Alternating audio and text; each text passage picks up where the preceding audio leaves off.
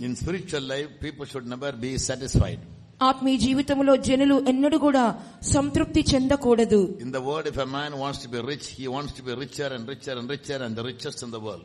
లోకములో మనుషుడు ధనవంతులుగా సర్వ లోకంలోని అతి గొప్ప ధనవంతులుగా మారాలనే కోరుకొనిచున్నారు. In the academic area, people keep studying and studying and studying. Even with one PhD, they are not satisfied. They go for the 2 and the 3. విద్యా రంగంలో కూడా చూచినప్పుడు జనులు విద్యను అభ్యసించుచు ఉన్నారు. ఒక్క డాక్టరేట్ పట్టము పొందితే దానితో సరిపుచ్చుకున్నట్టు లేదు, 2-3 పట్టముల కొరకు ప్రయాసపడుచున్నారు. But in spiritual life, just after taking water baptism, we are satisfied as if we have achieved something very great. అయితే ఆత్మీయ జీవితంలో చూచినప్పుడు నీటి బాప్తిసం పొందితే సంతృప్తి పడిపోచున్నారు. ఏదో గొప్ప కార్యములు సాధించుకున్నామని చెప్పి వాళ్ళు దానితో ఆపివేసుకొనుచున్నారు. We come, we clap, we sing, and we do many other things in the service, but our minds are very empty regarding the word of God. మన ఆరాధనకు వచ్చుచున్నాము, పాటలు పాడుచున్నాము, చప్పట్లు కొట్టుచున్నాము, కానీ మన మనస్సు అనేది ఖాళీగా రిక్తముగా కనబడుచు ఉన్నది. If at all we claim to have some knowledge, the knowledge we have is very, very shallow and has never gone into deeper experiences. ఏదో మనకి తెలివి ఉందని చెప్పి, వివేచన ఉందని చెప్పి అనుకుంటున్నాను, అది ఏదో కొంచెం వరకు మాత్రమే. లోతైన కార్యముల విషయమై ఎటువంటి అవగాహన లేని వారిగా కనబడుచున్నాము. Not only God loved us and through Jesus he saved us. దేవుడు మనల్ని ప్రేమించి యేసుక్రీస్తు మూలముగా మనల్ని రక్షించడం మాత్రమే కాకుండా he has given in our hands a very big book. మన చేతిలో ఒక పెద్ద గ్రంథమును మనకిచ్చి ఉన్నారు. Compared of 66 books called the Holy Bible. 66 పుస్తకముల కూడిక అయినటువంటి పరిశుద్ధ గ్రంథమును మన చేతికిచ్చి ఉన్నారు. This book is not an ordinary book. ఈ గ్రంథం అనేది సామాన్యమైన గ్రంథము కాదు. This book is the only book which has been widely printed and published all over the world. ఈ గ్రంథం అనేది అధిక శాతము ఎక్కువగా ముద్రించబడి విస్తారముగా ప్రచురింపబడుచున్నటువంటి ఏకైక గ్రంథముగా కనబడుచున్నది. But for most of us, Bible is just a book. అయితే మనలో అనేక మందికి ఈ గ్రంథం అనేది ఏదో ఒక పుస్తకము వలె భావించుచున్నారు. Yes, we carry the book in our hands and we bring it to the church. ఈ గ్రంథమును చేత పట్టుకొని మనము సంఘమునకు వెళ్ళుచున్నాము. But we don't study the Bible. అయితే బైబిల్ గ్రంథమును మనము అధ్యయనము చేయటలేదు. We don't try to understand what's written in the books. ఈ పుస్తకములలో ఏమి వ్రాయబడి ఉన్నదో మనం అర్థం చేసుకున్నట్లేదు. This book has been written by 40 authors who lived in a time span of 1600 years. ఈ గ్రంథం అనేది 1600 సంవత్సరముల కాల వ్యవధిలో జీవించినటువంటి 40 మంది వ్యక్తుల ద్వారా రచింపబడినటువంటి గ్రంథం ఇది. They lived in 12 countries. వారు దాదాపుగా 12 దేశములలో నివాసము చేసిన వారై కనబడి ఉన్నారు. In 3 continents. 3 ఖండములలో వారు జీవించిరి. And the first book written by Moses was sometime in BC 1400.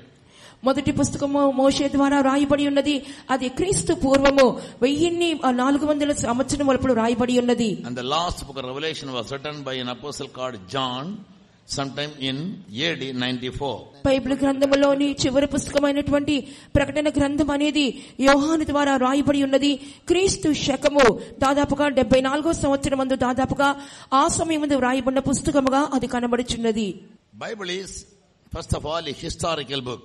Bible గ్రంథము ప్రప్రథమముగా ఒక చారిత్రాత్మకమైన పుస్తకమై ఉన్నది. Secondly, it is a scientific book. రెండవదిగా అది శాస్త్రీయమైన పుస్తకముగా కనబడుచున్నది. Thirdly, it's a poetical book. మూడవదిగా అది కావ్యరూపకమైన పుస్తకమై ఉన్నది. And finally, it is a prophetical book. చివరిగా అది ప్రవచన రీత్యా వ్రాయబడిన పుస్తకమై ఉన్నది. The world history begins with Bible. ప్రపంచ చరిత్రే బైబిల్తో ప్రారంభించబడుచున్నది. Bible begins with time. Bible అనేది సమయముతో ప్రారంభించబడుచున్నది. Bible is a historical book, a poetical book, a scientific book and a prophetical book.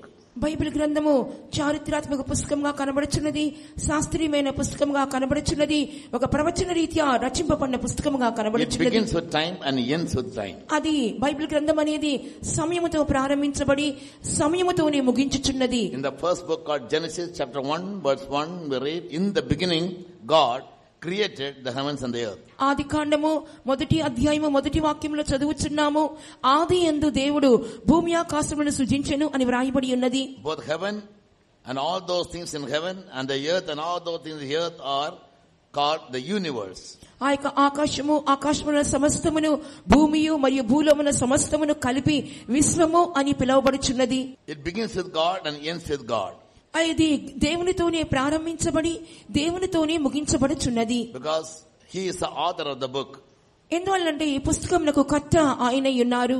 All scripture is given for our inspiration, Bible says. Bible గ్రంథము చెప్పుచున్నది, వ్రాయబడిన ప్రతి లేఖనము కూడా మన యొక్క ప్రేరేపణ నిమిత్తమై వ్రాయబడి ఉన్నవి. 2 Timothy 3:16. 2 తిమోతి పత్రిక 3వ అధ్యాయము 16వ వాక్యములో అది చూచున్నాము. And in 2 Peter 1:21, Bible again says that holy men of God who were moved with the Holy Spirit, they spoke, and it has been brought into writings. 2వ పేతురు పత్రిక 1వ అధ్యాయము 21వ వాక్యములో ఏలయనగా దేవుని యొక్క వాక్యం అనేది పరిశుద్ధాత్మ వల్ల మనుషులు ప్రేరేపింపబడిన వారై దేవుని మూలంగా పలికినట్టు వాక్కులుగా కనబడుచున్నవి. In Psalms 119 verse 89, Bible says the word of God is settled in heaven. 119వ కీర్తన 189వ వాక్యములో మనం చూస్తున్నాము, దేవుని యొక్క వాక్యములు ఆకాశమందు స్థిరపడి ఉన్నవని చదువుచున్నాము. Matthew 24:35 reads, మత్తయి సువార్త 24వ అధ్యాయము 35వ వాక్యంలో చదువుచున్నాం, heaven and earth might pass away, but not a jot or a tittle from the word of God will ever pass away. ఆకాశము భూమియు గతించిపోవును గాని దేవుని నోటి నుండి వచ్చు ప్రతి మాట కూడా ఎన్నడూ గతింపవు అని వ్రాయబడి ఉన్నది. Therefore Revelation 1:3 reads, అందువల్లే ప్రకటన గ్రంథము 1:3లో ఇలా చదువుచున్నాం, blessed is the person who read the book, hear the book, as well as keep all those things written in this book. ఈ యొక్క గ్రంథములోని వాక్యములని చదువువాడును, వాటిని వినువాడును, ఇందులో వ్రాయబడిన సంగతులను గైకొను వారును ధన్యులని చెప్పి వ్రాయబడి ఉన్నది. By the same word of God, God created the universe. అదే దేవునికి వాక్యముతో సర్వ విశ్వాన్ని దేవుడు సృష్టించి ఉన్నారు. The first book, first 2 chapters speak about the creation. మొదటి పుస్తకంలోని మొదటి 2 అధ్యాయాలు సృష్టిని గురించి తెలియజేయుచున్నది.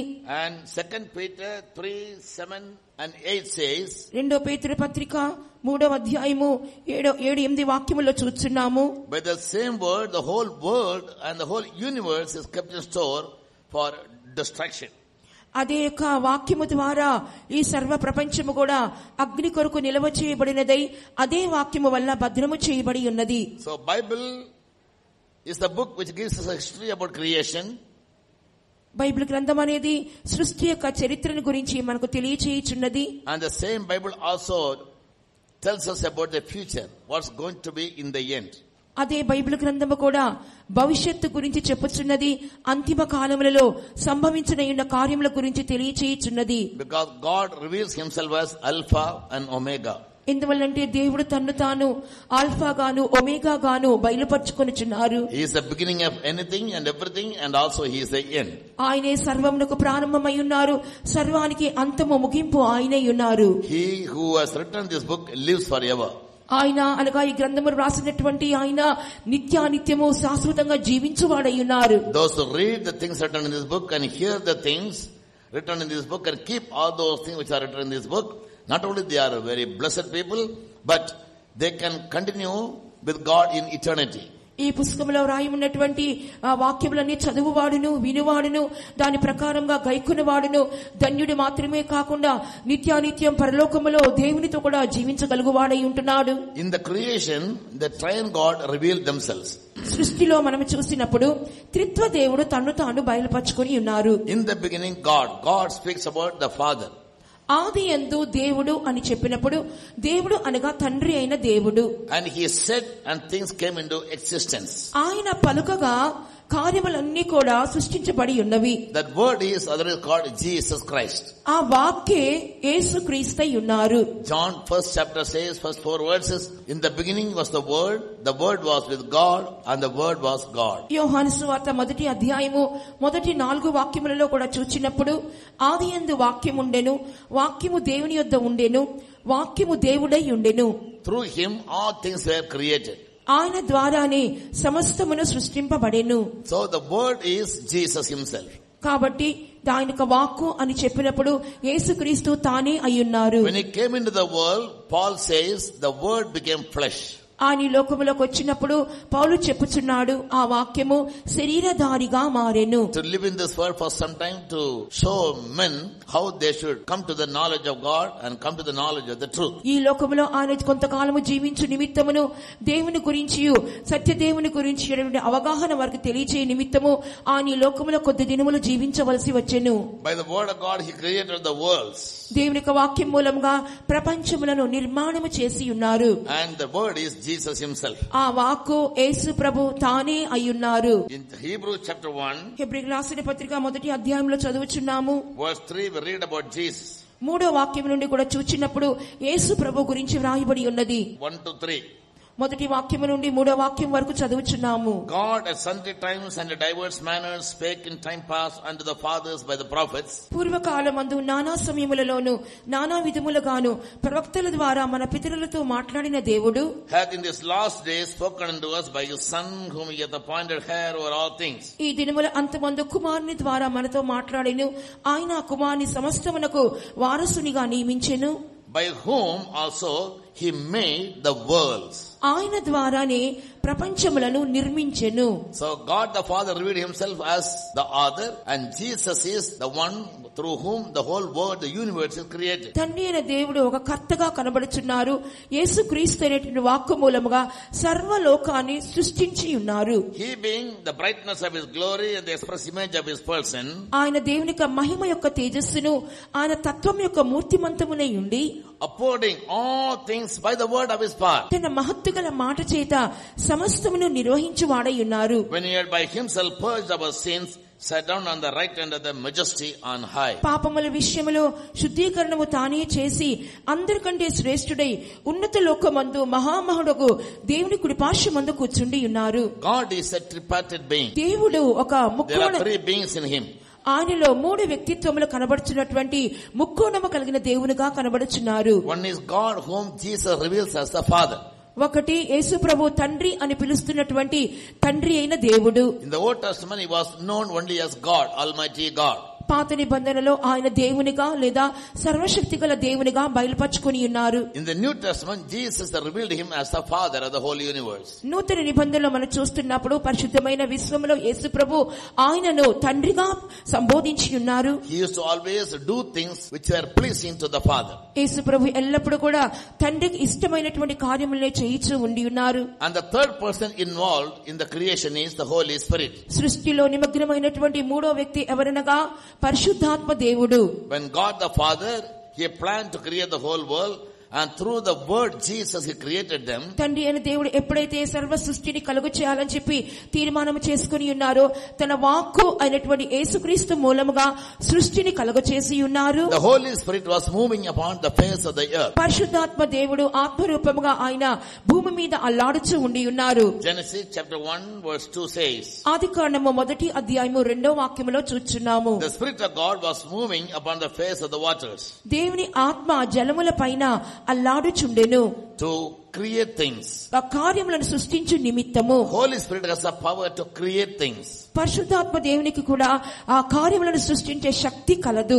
Word is God's wisdom or God's intelligence. దేవుని వాక్కు అని చెప్పినప్పుడు దేవుని యొక్క జ్ఞానము మేధస్సు అయ్యున్నది. Therefore prophet Jeremiah gives us the definition how God created the whole universe. అందువల్లే సర్వ విశ్వాన్ని ప్రపంచాన్ని ఎలాగున దేవుడు సృష్టించాడో ఇర్మియా తన గ్రంథమందు వివరణను ఇచ్చుచున్నాడు. In Jeremiah chapter 51, ఇర్మియా గ్రంథము 51వ అధ్యాయం చూసినప్పుడు the prophet says, ప్రవక్త ఈ రీతిగా చెప్పుచున్నాడు, God created the whole earth దేవుడు సర్వ భూమిని కూడా by his power, తన బలము చేత సృష్టించెను, established the world by his wisdom, తన జ్ఞానము చేత ప్రపంచమును స్థాపించెను, and stretched out the heavens by his understanding. తన ప్రజ్ఞ చేత ఆకాశమును విశాలపరిచెను. So the triune God were involved in the creation of the whole universe. ఇలాగున సర్వ విశ్వం యొక్క సృష్టిలో త్రిత్వ దేవుడు కార్యములో నిమగ్నుడై ఉన్నారు. Coming to the New Testament, నూతన నిబంధనకు వచ్చినప్పుడు the triune God come to dwell in our hearts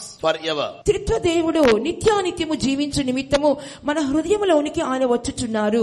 God has chosen man to be his eternal habitation. దేవుడు మానవుని తనకి నిత్య నివాసంగా ఉండు నిమిత్తమే ఏర్పరచుకొని ఉన్నారు. He made the heart of man his temple.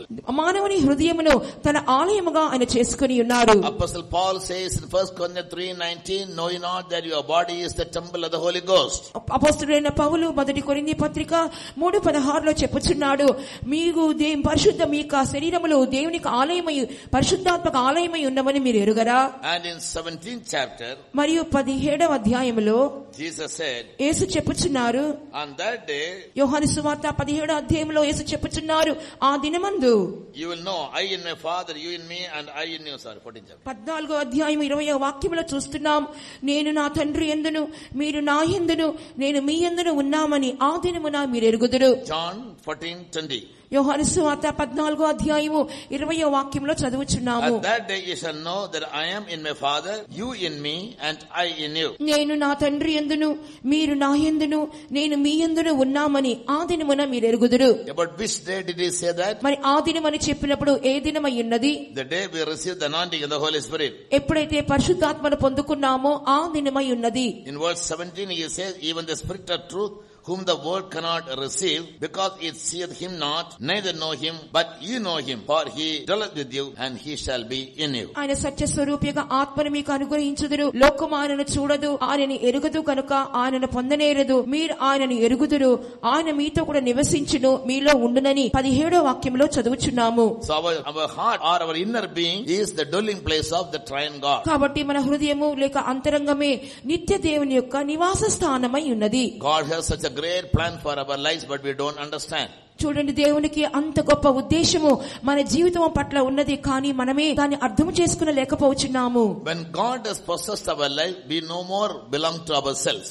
ఎప్పుడైతే దేవుడు మన జీవితములను తనకు స్వంతము చేసుకొనుచున్నారో ఇక మీదట ఎంత మాత్రమో మనకు చెందిన వారము కాదు. Paul says we are a purchased possession of God. పౌలు చెప్పుచున్నాడు, మనమందరం కూడా దేవుని ద్వారా విమోచింపబడిన క్రైతముగా కనబడుచున్నాము. So we belong only to God.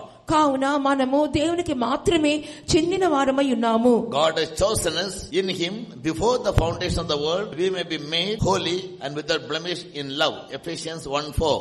ఎఫెసీయులకు రాసిన పత్రిక 1వ అధ్యాయము 4వ వాక్య ప్రకారంగా మనం చూచుచున్నాము, ఆయన క్రీస్తు యేసునందు మనలను తనకి జగత్తు పునాది వేయబడక మునిపే ప్రేమలో పరిశుద్ధులుగా ఉండుటకై మన జగత్తు పునాది వేయబడక మునిపే ఏర్పరచుకుని ఉన్నారు. The triune God has 3 dimensions. ఆ త్రిత్వ దేవునికి 3 కోణములు కనబడుచున్నవి. As there are 3 beings, their characteristics also are set with 3. వారు 3 వ్యక్తిత్వములుగా కనబడుచున్నారు కాబట్టి వారి యొక్క గుణములు కూడా 3 రకములుగా కనబడుచున్నవి. Apostle John writes in the epistle that God is love. అపోస్తలుడైన యోహాను తన పత్రికలో రాయిచున్నాడు, దేవుడు ప్రేమ స్వరూపి అని చెప్పుచున్నాడు. The first character of God is that he is altogether lovely and he is love. కావున దేవుని యొక్క మొట్టమొదటి స్వభావము ఆయన పూర్తిగా ఆయన చక్కనివాడు లేదా ప్రేమ స్వరూపి అయి ఉన్నారు. About Jesus, 2 Corinthians 1:30 says he is wisdom. యేసుక్రీస్తుని గురించి తెలియజేయుచున్న 2 కొరింథీ 1:30 వాక్య ప్రకారముగా ఆయన మన జ్ఞానమై ఉన్నారు. Christ is our wisdom. క్రీస్తు మన యొక్క జ్ఞానమై ఉన్నారు. In other words, he is our intelligence. మరొక మాటలో చెప్పవాలంటే ఆయనే మనక మేధస్సు అయి ఉన్నారు. But the Holy Spirit Bible says he is the power of God. పరిశుద్ధాత్మ గురించి గ్రంథము చెప్పుచున్నది, ఆయన దేవుని యొక్క శక్తిగా కనబడుచున్నారు. Just before the ascension of Jesus, he called for his disciples and said, యేసు ప్రభు యొక్క ఆరోహణకు ముందుగా ఆయన తన శిష్యులను తన యొద్దకు కూర్చుకొని ఇలాగనే చెప్పి ఉన్నారు, tarry ye in Jerusalem until you be endued with power from above. మీరు పైనుండి శక్తి మీ మీదకు దిగి వచ్చినంత వరకు మీరు యెరూషలేములో కనిపెట్టి ఉండుడని శిష్యులతో చెప్పి ఉన్నారు. Luke the Gospel chapter 24. దాని గురించి లూకా సువార్త 24వ అధ్యాయము, ఇదిగో నా తండ్రి వాగ్దానము చేసినది మీ మీదికి పంపుచున్నాను, మీరు పై నుండి శక్తి పొందు వరకు పట్టణములో నిలిచియుండుడని వారితో చెప్పెను. Tarry in Jerusalem until you be endued with power from above. మీరు పైనుండి శక్తి మీ మీదకి వచ్చినంత వరకు పట్టణంలో నిలిచియుండుడని వారితో చెప్పెను. And Acts 1:8 అపొస్తలుల కార్యములు 1వ అధ్యాయం 8వ వాక్యములోను again said, when the Holy Spirit comes upon you, పరిశుద్ధాత్మ మీ మీదకి వచ్చినప్పుడు you be witnesses to me, beginning from Jerusalem, Judea, Samaria, and to the uttermost part of the world. పరిశుద్ధాత్మ శక్తి మీ మీదకి వచ్చినప్పుడు మీరు యెరూషలేములోను యూదయ సమరయ దేశములందంతటను భూదిగంతముల వరకు నాకు సాక్షులై ఉందురు. So the Holy Spirit has been given to us as the power of God. కావున పరిశుద్ధాత్మ అనేది దైవ శక్తిగా మనకు అనుగ్రహించబడుచున్నది. Coming to Matthew chapter 5 verse 48. మత్తయి సువార్త 5వ అధ్యాయము 48వ వాక్యములకు వచ్చినప్పుడు Jesus said, యేసు చెప్పి ఉన్నారు, be ye perfect as your heavenly Father which is in heaven is perfect in all his divine characteristics. మీ పరలోకపు తండ్రి పరిపూర్ణుడు గనుక మీరును ప్రతి విధమైన దైవిక స్వభావములలో పరిపూర్ణులుగా ఉండెదరు. Yes. So we are called to attain the very perfection of God because we are created as perfect beings. మనము దేవుని యొక్క అదే పరిపూర్ణతను పొందుటకు మనము కోరబడుచున్నాము. ఎందువల్లంటే అదే పరిపూర్ణంగా మనం సృష్టించబడి ఉన్నాము. Genesis chapter 1:26 says he created man in his own image and likeness. ఎందువల్లంటే ఆదికాండము 1:26లో చదువుచున్నాము, దేవుడు తన పోలిక చొప్పున తనక స్వరూపములో మానవుని సృష్టించి ఉన్నారు. Ephesians 4:23 says what is God's image and likeness. ఎఫెసీ 4వ అధ్యాయము 24వ వాక్యంలో చెప్పబడుచున్నది దేవునికి స్వరూపం ఏంటో దేవునికి పోలిక ఏంటో అక్కడ వ్రాయబడి ఉన్నది. God's image and likeness is his righteousness and true holiness. దేవుని యొక్క పోలిక, దేవుని యొక్క స్వరూపం అనగా అర్థమేమనగా దేవుని యొక్క అదే నీతి మరియు పరిశుద్ధత అయ్యున్నది. Jesus said in the New Testament, we all must be made perfect as our Father which is in heaven is perfect in all your divine characteristics. యేసు ప్రభు నూతన నిబంధనలో చెప్పి ఉన్నారు, మీ పరలోకపు తండ్రి పరిపూర్ణుడు కనుక సమస్తమైన దివ్య స్వభావములలో మీరు కూడా పరిపూర్ణులుగా ఉండెదరని చెప్పుచున్నారు. So we need to grow steadily in three things simultaneously. కాబట్టి మనము సమానముగా 3 కార్యములో ఎదగవలసిన వారమై ఉన్నాము. One is in divine characteristics. ఒకటి దైవికమైన స్వభావములలోను, second is in divine power, రెండవదిగా దైవిక శక్తిలో, and thirdly in divine wisdom. మూడవదిగా దైవిక జ్ఞానమందు ఎదగవలెను. When proportionally and simultaneously and steadily, when we keep growing in these three areas in life, we can be like God. ఎప్పుడైతే సరి సమానముగాను స్థిరముగాను ఈ 3 స్వభావములు ఎదుగుచున్నామో మనం దేవుని యొక్క అదే పరిపూర్ణతను పొందగలుగుచున్నాము. Yes, proportionally. అవన్నీ కూడా సరి సమానముగా ఉండవలెను. Yes, then we can be like God. అప్పుడు మనం దేవుని వలె మారుదుము. That is God's plan for us. అది దేవుడు మన పట్ల ఉన్నటువంటి ఉద్దేశమై Why ఉన్నది. he wants us to be like him? ఎందువలన మనము ఆయన వలె ఉండాలని ఆయన కోరుచున్నారు. He is having dominion over the whole universe which he created for his own pleasure. తన యొక్క సొంత సంతోషం కొరకు సర్వ విశ్వాన్ని ఆయన సృష్టించిన దేవుడుగా కనబడుచున్నారు. In Revelation chapter 15 we read the saints have been said, God, you created everything for your own pleasure. దేవా నీ యొక్క సంతోషం కొరకు సర్వమును సృష్టించున్నావని ప్రకటన గ్రంథములో మనం చదువుచున్నాము. He created man also for his own pleasure. ఆయన తనకు సంతోషం నిమిత్తము మానవుని కూడా సృష్టించి ఉన్నారు. He wants to accommodate us in him that through eternity we also may rule the whole universe. నిత్యానిత్యము సర్వ విశ్వాన్ని మనం ఏలుబడి చేయి నిమిత్తము మనలను ఆయనలో ఉండుటకు మనకు ఆయనలో చోటిచ్చి ఉన్నారు. That is God's plan for our lives. అదే మన జీవితం గురించిన దైవ సంకల్పం అయి ఉన్నది. But what happened unfortunately? అయితే దురదృష్టవశాత్తు సంభవించినది ఏమి? The first man Adam, whom he made like himself in his own image and likeness, తన స్వంత పోలిక చొప్పున తన స్వరూపంలో సృష్టించినటువంటి ఆ యొక్క ఆదాము ఏమి చేసి ఉన్నాడు? filled him with his glory, తన యొక్క మహిమతో ఆయన నింపి ఉన్నారు అతన్ని, and given him eternal life, నిత్య జీవాన్ని కూడా అనుగ్రహించి ఉన్నారు, and power to have a dominion over all the created things. సృష్టింపబడిన ప్రతి దాని మీద కూడా ఒక ఏలుబడిని ఆదాముకి ఇచ్చి ఉన్నారు. He failed in God's plan by being disobedient to God's word. అయితే దేవుని యొక్క వాక్యమునకు అవిధేయత చూపించడం మూలముగా దేవుని యొక్క మహిమను పోగొట్టుకుని ఉన్నాడు.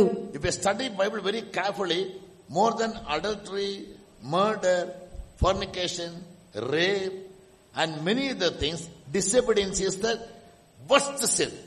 బైబిల్ గ్రంథంలో కూడా మనం చూచినప్పుడు ఈ లోకంలో కనబడుచున్న వ్యభిచార పాపము గాని, వేశ్యాతనము పాపము గాని, జారత్వము గాని, కాముకత్వము గాని ఇవన్నిటికంటే అతి ఘోరమైనటువంటి పాపమే అవిధేయత అయ్యున్నది.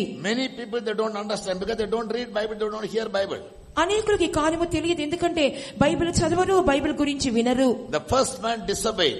మొదటి మనుషుడు అవిధేయత చూపించి ఉన్నాడు. God told him not to eat the forbidden fruit. దేవుడు చెప్పి ఉన్నారు ఆ నిషేధింపబడిన పండును మీరు తినవద్దు అని. Only one commandment God gave him. ఒకే ఒక ఆజ్ఞ కదా దేవుడు ఇచ్చి ఉన్నారు. He disobeyed. అతడు అవిధేయత చూపించెను. After disobeying, he started justifying his life. అవిధేయత చూపించిన పిదప తన జీవితాన్ని తానే న్యాయం తీర్చుకున్నట్టుకు మొదలు పెట్టి ఉన్నాడు. That is the second evil sin. అది తను తాను నీతీకరించుకొని ఉన్నాడు. అదే రెండవ దుష్టమైన పాపమై ఉన్నది. Many people give excuses for their disobedience. అనేకులు తాము చేసినటువంటి అవిధేయతలకు అనేక సాకులు చెప్పుచూ ఉన్నారు. That is the evil design of the devil with which he certainly deceived Adam and Eve. అది సాతాను యొక్క దుష్టమైన క్రియగా ఉన్నది. ఆ యొక్క కుయుక్తి చేతనే ఆదామును అవ్వను సాతానును మోసగించి ఉన్నాడు. Even today the devil is doing that work and he has fooled us that we may not understand that seriousness. ఈ దినమందు కూడా సాతానుడు ఆ విధంగానే చేయుచున్నాడు, ఆ పనినే చేయుచున్నాడు. దాని తీవ్రతను మనం అర్థం చేసుకుని లేని వారిగా కనబడుచున్నాము. So just to rectify that evil, ఆ యొక్క కీడును మన సరిదిద్దుకునే నిమిత్తము God called another man called Abraham. దేవుడు మరొక వ్యక్తి అయినటువంటి అబ్రహామును పిలిచి ఉన్నారు. He was living in a place called Mesopotamia. ఆయన మెసొపొటేమియా అనే స్థలములో జీవించుచూ ఉండెను. Maybe in a small village called Ur. ఒక ఊరు అనేటువంటి ఒక చిన్న స్థలముగా కనబడుచున్నది. That is the present Iraq. అది ప్రస్తుతమందున్న ఇరాక్ దేశమునకు సాదృశ్యము. Earlier Iraq was called Babylon. ప్రారంభ దినాలలో ఇరాక్ అనే దేశము బబులోనుగా పిలువబడి ఉన్నది. God called him and said, I will take you to a different place. దేవుడు అతని పిలిచి నేను వేరొక స్థలములకు నేను తీసుకుని వెళ్ళెదను అని చెప్పి ఉన్నారు. You come out. నువ్వు బయటికి రమ్ము. Leaving your place, your father, your mother and everything. నీ స్థలమును, నీ తండ్రిని, నీ తల్లిని సమస్తమును వదిలి బయలుదేరుము. In those days that Babylon was, or that the place was filled with idolaters. ఆ దినములలో బబులోను దేశము చూచినప్పుడు ఆ దేశమంతటా విగ్రహములతో నింపబడి ఉన్నది. Yes, from there Abraham heard the voice of God and implicitly obeyed, and with his wife Sarah he started moving towards the place where God wanted him to come. దేవుని వాక్యమునకు విని లోబడి తన భార్య అయినటువంటి సారాతో కలిసి దేవుడు చూపించే దేశమునకు బయలుదేరి వెళ్లి ఉన్నాడు. That place is called Canaan. ఆ స్థలమునకు పేరే కనాను. That lies at the eastern coast of a sea called Mediterranean Sea. అది మధ్యధరా సముద్రం యొక్క తూర్పు భాగములో నియమించబడిన దేశమై ఉన్నది. So Abraham walked through the deserts and he came to Canaan. Abraham ఆ రీతిగా ఎడారులు ఎమ్మట దాటుకొని వచ్చి కనానుకు చేరి ఉన్నాడు. And God gave him a territory. దేవుడు అతనికి ఒక మధ్య భాగమును ఇచ్చి ఉన్నారు. In the book of Genesis chapter 13 last verses, ఆదికాండము 13వ అధ్యాయము యొక్క చివరి వాక్యములు మనం చూచినప్పుడు, and chapter 15 మరియు 15వ అధ్యాయములోను, and also Joshua chapter 1 verse 1 to 4, యెహోషువ పుస్తకము 1వ అధ్యాయము 1వ వాక్యము నుండి 4వ వాక్యం వరకు కూడా చూచినప్పుడు, God gave him the territory for Abraham. అబ్రహామునకు దేవుడు పొలిమేర్లను లేదా సరిహద్దులను ఏర్పరిచి ఉన్నారు. He said from the great river on the eastern side, ఆ తూర్పు భాగమున ఉన్నటువంటి మహాసముద్రం వైపు నుండి extending up to the sea, that is the Mediterranean Sea, మధ్యధరా సముద్రము వరకు కూడా మధ్యనున్న ప్రదేశం అంతయు, on the south and up to the river in Egypt. ఆ యొక్క దక్షిణ భాగంలో కూడా ఐగుప్తు దేశము వైపు ఉన్నటువంటి నది వరకును. Yes, all these areas are for you and you can possess it. It is for you and for your generation, God said. ఈ మధ్య ప్రదేశములన్నీ నువ్వు స్వాధీనపరచుకొని వచ్చును, ఇవి నీకును నీ సంతానమునకును స్వాస్థ్యముగా ఇవ్వబడి ఉన్నవని దేవుడు చెప్పి ఉన్నారు. So Abraham occupied that place. అప్పుడు అబ్రహాము ఆ స్థలమంతటిని ఆక్రమించుకొని ఉన్నాడు. He became a very rich man. అతడు గొప్ప ధనవంతుడిగా మారిపోయి ఉండెను. With camels and gold and silver enough. అతడు ఒంటెలతోను గుర్రములతోను అతడు బంగారముతోను వెండితోను ఐశ్వర్యవంతుడాయెను. He had many servants. అతనికి అనేక మంది దాసులు కనబడిరి. Bible gives the number. He had 318 servants born in his own house. తనకు స్వంత ఇంటిలోనే జన్మించినటువంటి 318 దాసులు ఉన్నట్లుగా బైబిల్ గ్రంథం ఒక సంఖ్య చెప్పుచున్నది. Altogether he must have had not less than 1000 servants. మొత్తముగా చూచినప్పుడు దాదాపుగా 1000 మంది దాసుల కంటే ఏమి తక్కువ ఉండరు. Increase in possessions. అతడు తన సొత్తులో అభివృద్ధి చెంది ఉన్నాడు. But God never gave him a heir or a son. అయితే దేవుడు అతనికి ఒక కుమారుని లేదా వారసుని ఇవ్వలేదు. And God heard him and said, I will give you a son. దేవుడు అతని పిలిచి అతనితో మాట్లాడింది ఏమనగా, నేను నీకు ఒక కుమారుని లేక సంతానముని ఇచ్చెదను, he will be the heir of all your possessions. అతడే నీ ఆస్తికి వారసుడిగా ఉండును అని చెప్పి ఉన్నారు. In spite of the promise God gave him, దేవుడు ఆ విధంగా అతనికి వాగ్దానం చేసినప్పటికీ, when he was 75 years old, అతనికి 75 సంవత్సరముల వయసు వచ్చినప్పుడు, he waited and waited for many years, but God never gave him the son. అనేక సంవత్సరాలుగా అతడు ఎదురు చూచినను దేవుడు అతనికి కుమారుణ్ణి ఇవ్వలేదు. In between there was a famine in Canaan. ఆ మధ్య కాలంలో కనాను దేశంలో ఒక కరువు కూడా ఏర్పడెను. So Abraham and his family, they went down to Egypt. అప్పుడు అబ్రహాము అతని కుటుంబము ఐగుప్తు దేశమునకు దిగి వెళ్లిపోవలసి వచ్చెను. After some time again he came back to Canaan. కొన్ని దినములు అయిన తర్వాత మరలా కనానుకు తిరిగి వచ్చి ఉన్నాడు. And he brought with him a maid called Hagar. తనతో పాటు ఒక దాసి అయినటువంటి హాగారును కూడా తోడుకొని వచ్చి ఉన్నాడు. Yes.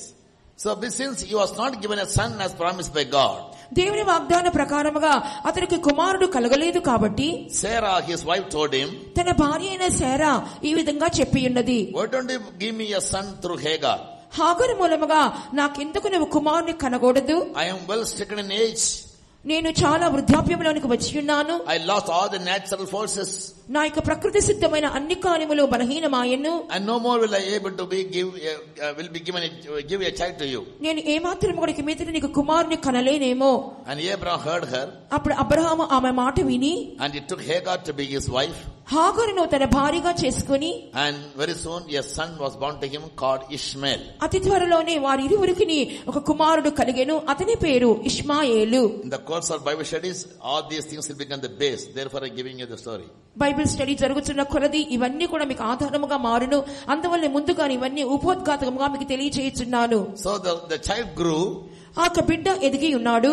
And he attained an age of around 10 to 12 years. అతనికి 10-12 సంవత్సరముల వయసు వచ్చేసి ఉన్నది. When Abraham was 19 years old, అబ్రహామునకు 99 ఏండ్ల వాడైనప్పుడు, one day he saw two angels going towards Sodom and Gomorrah, two wicked cities, to destroy them. ఒక దినమందు అతడు దేవదూతలను చూసి ఉన్నారు.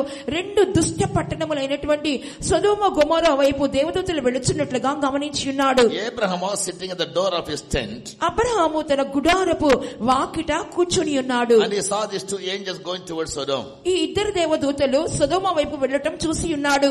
He ran to them and invited them to his house. వారి యొద్దకు పరిగెత్తుకుని వెళ్లి ఆ ఇరువురిని తన ఇంటికి ఆహ్వానించుకుని ఉన్నాడు. He treated them well. వారిని చక్కగా అతిథి సత్కారం చేసి ఉన్నాడు. Then the angels talked to themselves. అప్పుడు దేవదూతలు వారిలో అనుకుని ఉన్నవి, this house has something like, these people are lacking something. ఈ దంపతులకు ఏదో ఒకటి కొరతగా ఉన్నదే. So when they found out that Abraham doesn't have a child, అబ్రహామునకు సంతానము లేదని చెప్పి వారు కనుగొనినప్పుడు, they told them, వారు అతనితో చెప్పి ఉన్నారు, next year by this time you will have a son to Sarah. వచ్చే సంవత్సరము ఈ సమయానికి శారా యొక్క కవుడిలో ఒక బిడ్డ ఉండునని చెప్పి ఉన్నారు. So when he was 100 years old, he got a son. ఆ తర్వాత 100 సంవత్సరాల వయసు అబ్రహామునకు వచ్చినప్పుడు ఒక కుమారుని కని ఉన్నాడు. Now his son started growing. ఇప్పుడు కుమారు ఎదుగుటకు ప్రారంభించి ఉన్నాడు. He named him as Isaac. అతనికి పేరు ఇస్సాకు అని పెట్టి ఉన్నాడు. When Isaac reached at the age of around 12, ఇస్సాకుకు ఎప్పుడైతే 12 సంవత్సరాల వయసు వచ్చినదో, yes, God told Abraham, దేవుడు అబ్రహాముతో సెలవిచ్చున్నారు. in chapter 22, 22వ అధ్యాయంలో చూస్తున్నాము, Abraham, take your only son Isaac whom you love to a place called Moriah, to one of the mountains where I will show you, and sacrifice him for me. అబ్రహామా, నీకు ఒక్కడైయున్న నీ కుమారుని అనగా నీవు ప్రేమించు ఇస్సాకును తీసుకొని మోరియా దేశమునకు వెళ్లి అక్కడ నేను నీతో చెప్పబో పర్వతములలో ఒక దాని మీద దహనబలిగా అతని అర్పించుమని చెప్పెను. In obedience to God's word, because that was the style of Abraham, simply said to obey God. Whatever he says, he'll obey. దేవుని యొక్క వాక్కునకు అబ్రహాము లోబడి ఉన్నాడు. అది అబ్రహాము యొక్క శైలిగా కనబడి ఉన్నది. దేవుడు ఏమి చెప్పినా సరే అని చెప్పి విధేయత చూపించేవాడు. And when God spoke to him in the evening, take your only begotten son Isaac to a place called Moriah, and to one of the mountains where I will show you there, and you sacrifice him there for me. ఈ విధంగా దేవుడు సెలవిచ్చిన వెంటనే ఆ సాయంత్రమనే దేవుడు తన కుమారుని తోడుకొని ఆ యొక్క మోరియా పర్వతములలో నేను చూపించు పర్వతం మీద అర్పించమని చెప్పిన దేవుని మాట విని బయలుదేరి ఉన్నాడు. Early in the morning, while it was yet dark, Abraham saddled his ass, took his one son. తెల్లవారుజామున అయిన వెంటనే అబ్రాహాము గాడిదకు గంతెలు కట్టి తన ఏకైక కుమారుని తోడుకొని ఉన్నాడు. And started journey towards Moriah, which was a 3 days of journey. ఆ మొరియా పర్వతము వైపునకు తనక ప్రయాణము సాగించి ఉన్నాడు. అది 3 దినములంతా ప్రయాణమై ఉన్నది. When he came to Moriah, అతడు మొరియాకు వచ్చినప్పుడు he asked God, to which mountain should I go? దేవా, ఈ పర్వతములలో ఏ పర్వతం మీదకి నేను వెళ్ళాలని చెప్పి అడిగి ఉన్నాడు. God showed him one of the mountains and he went there. దేవుడు పలాని పర్వతం అని చూపించినప్పుడు అక్కడికి వెళ్లి ఉన్నాడు. While climbing the mountain, ఆ విధంగా కొండ ఎక్కుచున్నప్పుడు he laid the firewood upon his son's head. ఆ కట్టెల మోపును తన కుమారుని తల మీద పెట్టి ఉన్నాడు. And he carried the fire in his hand. తన చేతిలో అగ్నిని తీసుకుని ఉన్నాడు. And while climbing, the young boy asked his older father, "Father, we have firewood and we have fire, but where is the lamb for sacrifice?" ఆ కొండను వారిద్దరూ కలిసి ఎక్కుచున్నప్పుడు అబ్బాయి అడుగుచున్నాడు తండ్రి, నిప్పును కట్టెలను ఉన్నవి కానీ దహన బలికి గొర్రెపిల్ల ఏది అని చెప్పి అడుగుచున్నాడు. Any father will collapse in heart attack. ఆ యొక్క మాట వినగానే ఎట్టి తండ్రి అయినా సరే గుండెపోటుతో కుప్పకూలిపోతాడు కదా. Very young boy, just 12 years old. చిన్న అబ్బాయి, 12 సంవత్సరముల వయసున్న అబ్బాయి. He made him to carry the firewood on his head. ఆ యొక్క కట్టెల మోపును తన తల మీదే పెట్టి తండ్రి మోయించి ఉన్నాడు. As he was obedient to God, he trained his one son also to be obedient. తాను దేవునికి ఎలాగ విధేయుడాయినో తన కుమారుని కూడా అలాగునే తండ్రికి విధేయత చూపించిన వానిగా తర్ఫీదునిచ్చి ఉన్నాడు. And Abraham told him politely, very frankly, that God will take care of my son. Don't worry. Abraham ఎంతో వినయముగాను నేరుగాను చెప్పి ఉన్నాడు. దాని గురించి దేవుడు చూచుకొనును గాక అని చెప్పి ఉన్నాడు. Many times I read the chapter and every time I used to weep. అనేక సార్లు ఈ అధ్యాయం నేను చదివి ఉన్నాను. ఆ అధ్యాయం చదివినప్పుడల్లా నా కళ్ళల్లో కన్నీళ్లు వచ్చుచూ ఉండును. Which father as a human being can tolerate that? ఈ యొక్క తండ్రి అని చెప్పినప్పుడు ఎట్టి మానవుడు ఇటువంటి కార్యమును సహించుకోగలుగుతాడు. When they reached the mountain top, వారి యొక్క కొండ శిఖరం పైకి వెళ్ళినప్పుడు he made a altar. ఒక బలిపీఠానికి తయారు చేసి ఉన్నాడు. And he laid the firewoods. ఆ కట్టెలన్నీ కూడా చక్కగా పేర్చి ఉన్నాడు. He bound his son. కుమారుని తాళ్లతో బంధించి ఉన్నాడు. And laid him on the altar. ఆ బలిపీఠం మీద కుమారుని ఉంచి ఉన్నాడు. There again we find the young boy was obedient to his father. అక్కడ కూడా చూసినప్పుడు ఒక చిన్న అబ్బాయి అతడు తండ్రికి ఎంతో విధేయుడు అయ్యున్నాడు. He was a young boy. He could have rebelled against father and run away from the place. అతడు ఒక యవనస్తుడిగా కనబడుచున్నాడు. తండ్రి మీద తిరుగుబాటు చేసి ఆయన విడిపించుకొని పారిపోయి ఉండవచ్చును. But he yielded himself to be tied. కానీ బంధించబడుటకు తన్ను తాను అప్పగించుకొని ఉన్నాడు. And laid on the altar. ఆ బలిపీఠం మీద పెట్టబడుటకు కూడా అప్పగించుకొని ఉన్నాడు. He took the knife. ఆ కత్తిని ఎత్తి ఉన్నాడు. Almost he killed him. The knife came up to his throat. ఆ దాదాపుగా కత్తి ఎత్తి కుమారుని గొంతు వరకు కూడా పెట్టేసి ఉన్నాడు. Suddenly he heard a voice. అకస్మాత్తుగా ఒక స్వరమును విని ఉన్నాడు. Abraham, అబ్రహామా, don't lay your hand on the lad. ఆ చిన్నవాని మీద నీ చెయ్యి వేయకము. Now I know that you fear me. నీవు నాకు భయపడేవాడవని దీని మూలముగా నాకు అర్థమవుచున్నది. Only those who fear God, they can be obedient. దేవునికి భయపడేవారు మాత్రమే ఆయనకు విధేయత చూపించగలరు. I daily used to pray in the faith home. నేను ప్రతిదినము విశ్వాస గృహంలో ప్రార్థించుచూ ఉంటాను. All the people of God in Tirupati Center must learn the importance and the seriousness of obedience. ఈ తిరుపతి జిల్లాలో ఉన్నటువంటి మా జనులందరూ కూడా, ఈ సెంటర్ లో ఉన్న వారందరూ కూడా ఆ యొక్క విధేయత యొక్క ప్రాముఖ్యత ఏంటో దేవుడు తెలుసుకున్న వాళ్ళని ప్రార్థిస్తూ ఉంటాను. The first man, Adam, disobeyed God and was put out of the Garden of Eden. After that, he lived in the world for 930 years. Not once God allowed him to come into it. ఏదైనా తోటలో మొదటిగా ఆదాము అవిధేయత చూపించున్నాడు. తోటలో నుండి బయటికి వెళ్ళగొట్టి ఉన్నాడు. దానికి తదుపరి 930 సంవత్సరాలు జీవించినప్పటికీ తన జీవిత దినాల్లో ఒక్కసారి కూడా దేవుని క్షమాపణ అడగలేదు. God deals with the disobedience very, very severely, much worse than even a sin of adultery or murder. ఆ యొక్క దేవుడు ఆ యొక్క వ్యభిచారము కంటేను, ఆ యొక్క నరహత్య కంటేను అధికముగా తీవ్రముగా అవిధేయత అనే పాపం విషయంలో దేవుడు క్రియచే దేవుడై ఉన్నారు. God told Adam to multiply and replenish the earth. దేవుడు ఆదాముతో సెలవిచ్చిన మాట ఏమనగా, నువ్వు అభివృద్ధి పొంది, నువ్వు విస్తరించి, నువ్వు ఫలించు. Have dominion over all the created things. సృష్టించబడిన ప్రతి దాని మీద నీకు ఏలుబడి ఉన్నది.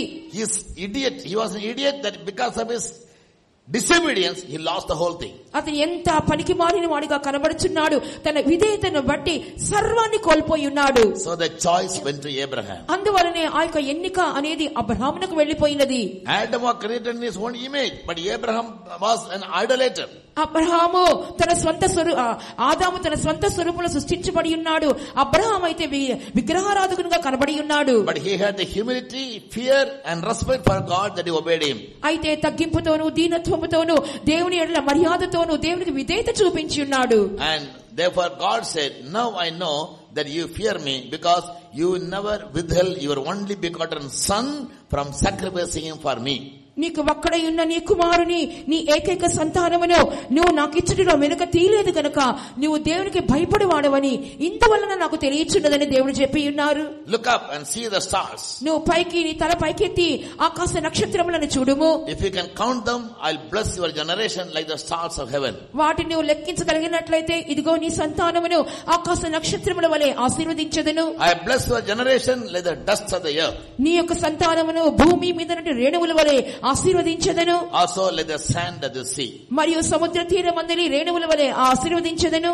For the sake of obedience of Abraham, God gave him 3 blessings. Abraham యొక్క ఆ విధేయత మూలముగానే దేవుడు 3 ఆశీర్వాదాలు అబ్రహాముకి ఇచ్చి ఉన్నారు. By his obedience, he replaced Adam and received all the blessings which Adam lost. విధేయత మూలముగానే ఆదాము పొందినటువంటి పోగొట్టుకున్న ఆశీర్వాదాలన్నీ కూడా ఆదాము స్థానంలోకి అబ్రహాము వచ్చి ఆ ఆశీర్వాదాలు అతడు పొందుకొని ఉన్నాడు. And in 12th chapter verses 1 and 2 he said, ఆదికాండము 12వ అధ్యాయం మొదటి 2 వాక్యములో I'll bless you and make you the father of many nations. నిన్ను ఆశీర్వదించి అనేక జనములకు నేను తండ్రిగా చేసేదను.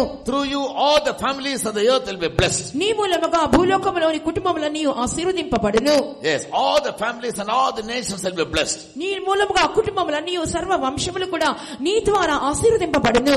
In 17th chapter he said, 17వ అధ్యాయంలో చెప్పుచున్నారు, walk before me and be you perfect. నా ఎదుట నీవు నిందారహితుడిగా నడుచుకొనుచు నా ఎదుట నడువుము. So all along the lifetime of Abraham, he simply obeyed God. Abraham యొక్క జీవిత దినములన్నిటికీ కూడా అలాగనే విధేయత చూపించి దేవుని ఎదుట నడిచిన వాడిగా ఉండి, God gave him a promise that he would give him a son. దేవుడు అతనికి కుమారుని ఇస్తానని వాగ్దానం చేసినప్పటికీ he did a blunder by listening to the wife's word to marry Hagar, which was not God's plan. అతను ఒక పెద్ద తప్పిదము చేస్తున్నాడు. ఏమనగా శారా మాటలు విని దేవుని చిత్తము లేకుండా అతన్ని ఆమెను పెళ్లి చేసుకొనవలసి వచ్చెను. The Hagar also was not an ordinary woman.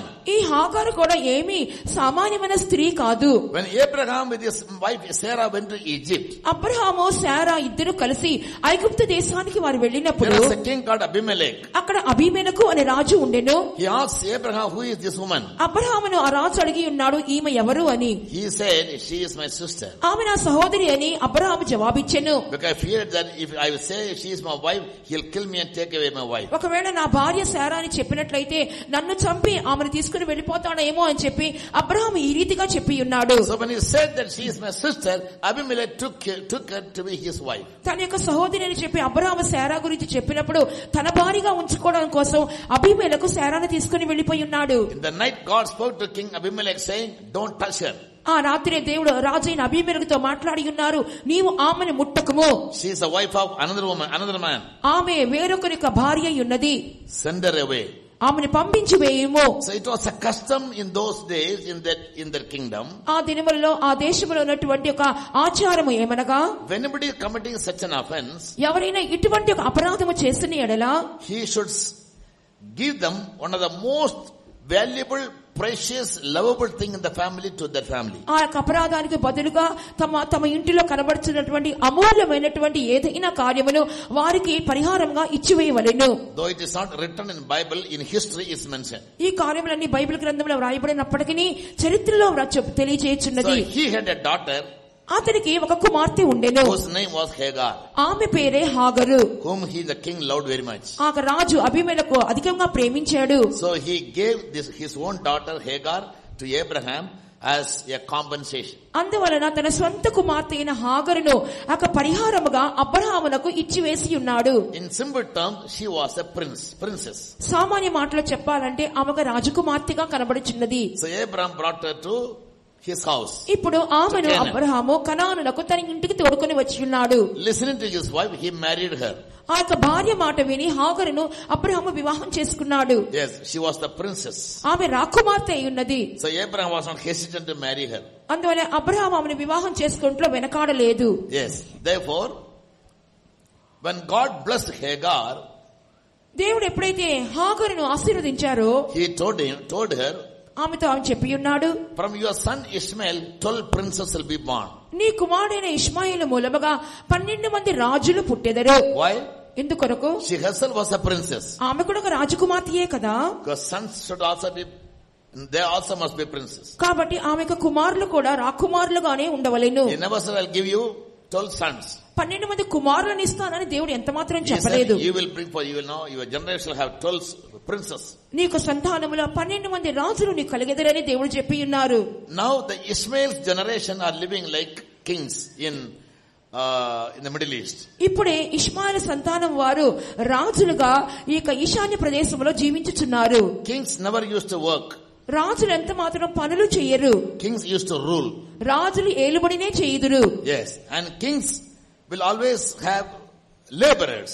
రాజులకు ఎల్లప్పుడు కూడా పని చేసే దాసులు కనబడదురు. Yes, now in the Middle East all the Arabs and the Muslims, they are all the descendants of Ishmael.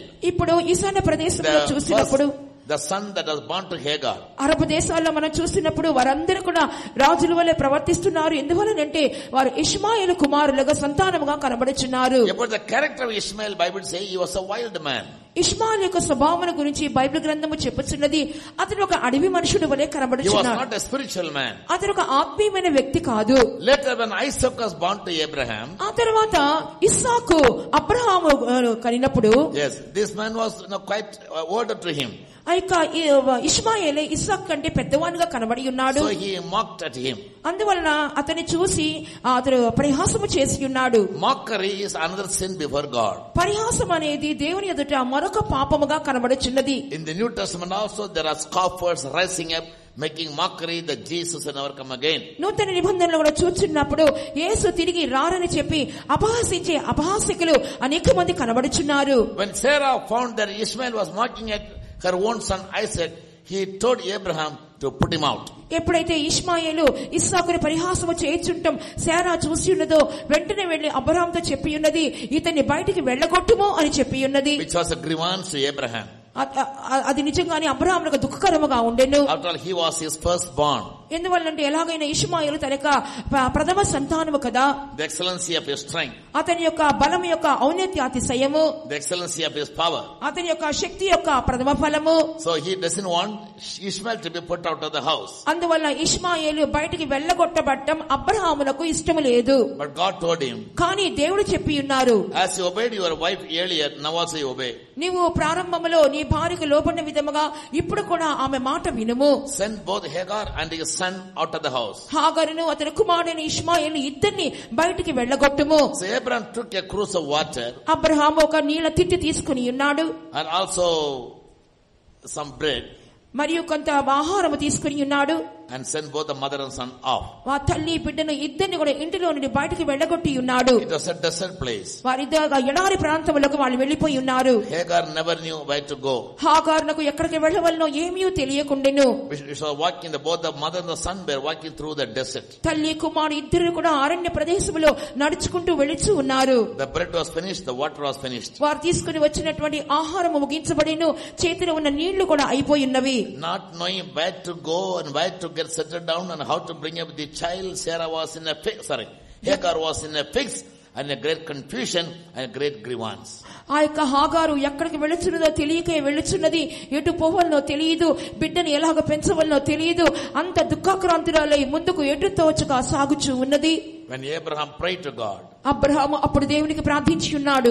God said, don't worry, I'll bless your son Ishmael also. అప్పుడు దేవుడు చెప్పి ఉన్నారు, కలవరపడవద్దు, నీ కుమారుని ఇష్మాయేలు కూడా నేను దీవించెదను. He also will become a very great nation. అతను కూడా గొప్ప జాతిగా మార్చబడుదురు. So Isaac and Ishmael both were blessed by God. ఇలాగున ఇస్సాకు మరియు ఇష్మాయేలు ఇరువురు కూడా దేవుని ద్వారా ఆశీర్వదింపబడిన వారే. But the difference is Isaac was a spiritual man and Ishmael was a carnal man. అయితే ఇరువురికి గల వ్యత్యాసం ఏమనగా, ఇస్సాకు ఒక ఆత్మీయుడిగా కనబడి ఉన్నాడు, ఇష్మాయేలు అయితే శరీర సంబంధిగా కనబడి ఉన్నాడు.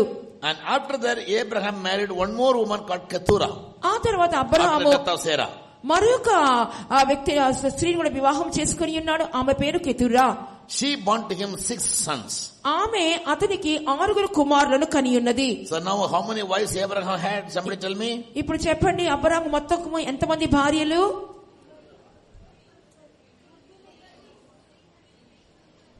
First wife's name? మొదటి భార్య పేరేంటి? Second wife? రెండో భార్య? Third wife? మూడో భార్య? Very good. So three groups of sons are born to 3 wives. ఈ విధంగా 3 భార్యలకు 3 రకములైన కుమారులు జన్మించి ఉన్నారు. What was the blessing God gave him on Mount Moriah? Moriah కొండ మీద దేవుడు ఇచ్చినటువంటి ఆశీర్వాదం ఏంటి చెప్పండి? I'll bless your generation like the stars of heaven. నీకు సంతానమును ఆకాశ నక్షత్రముల వలె ఆశీర్వదించెదననియు. A type of spiritual generation. అనగా అది ఆత్మీయ సంతానమై ఉన్నది. Secondly, like the sand of the sea. రెండవదిగా సముద్ర తీరమందరి ఇసుక వలెను ఆశీర్వదించెదను. Yes, what does it show? అది దేనికి సాదృశ్యము? Sand cannot be united. Sand cannot be made a dove. ఇసుక అన్ని కూడా ముద్దగా మనము చేయలేము. Sand will not be attached together. ఇసుక ఒకదానికి ఒకటి అతుక్కొని పోదు. Yes, therefore we should not build a house in a sand. అందువలనే మన ఇళ్లను ఇసుకతో మనం కట్టలేము. It will be washed away, Jesus said. యేసు ప్రభు చెప్పిన విధంగా ఆ యొక్క ఇల్లు కొట్టుకొని పోవును. Similarly, అదే విధముగా about Ishmael God said, ఇష్మాయేలు గురించి దేవుడు చెప్పుచున్నాడు, he will live with his brethren, నీవు తన సహోదరులతో జీవించును, but he will not live in good terms with everybody. సహోదరులతో ఎంత మాత్రం కూడా సమాధానంగా జీవించడు. They are carnal people. వారందరూ శరీర సంబంధులు. Third group was blessed as the dust of the ground.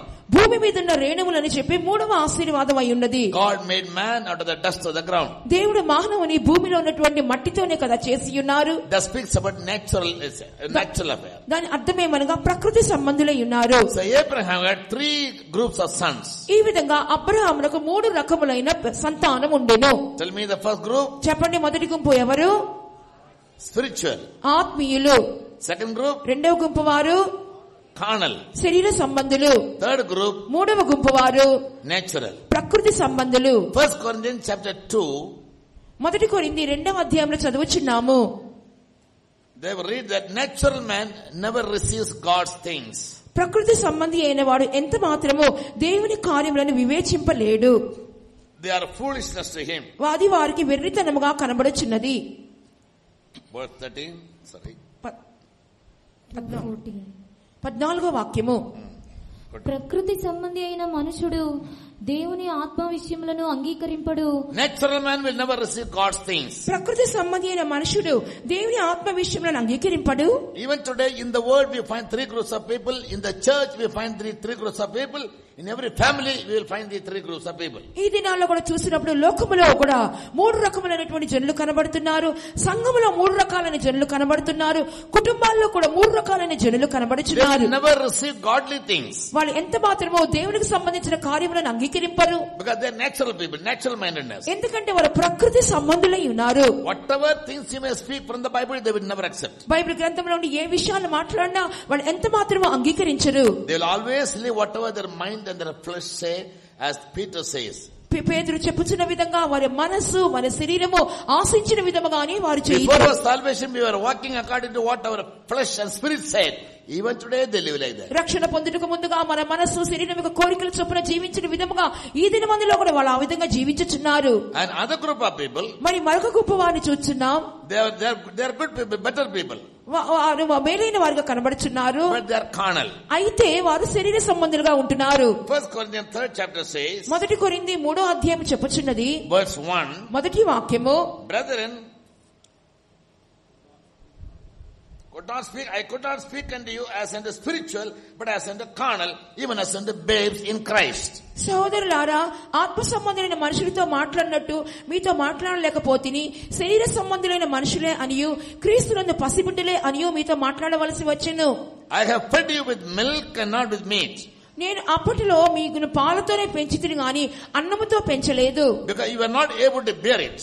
ఎందుకంటే మీరు దాన్ని గ్రహించుకోలేకపోతున్నారు. Therefore you are carnal. అందువల్లనే మీరు శరీర సంబంధులు. Yes, after 50 years as a believer or 30 years, 40 years as a worker, even today many people live like carnal people. విశ్వాసులైన వారు 50 సంవత్సరాలు విశ్వాసులుగా ఉంటున్నా, సేవకులు కూడా 20-30 సంవత్సరాలు సేవకులుగా ఉంటున్నా కూడా ఇంకనూ శరీర సంబంధులుగానే జీవించుచున్నారు. Even today they want milk to be given to them in a bottle with a nipple.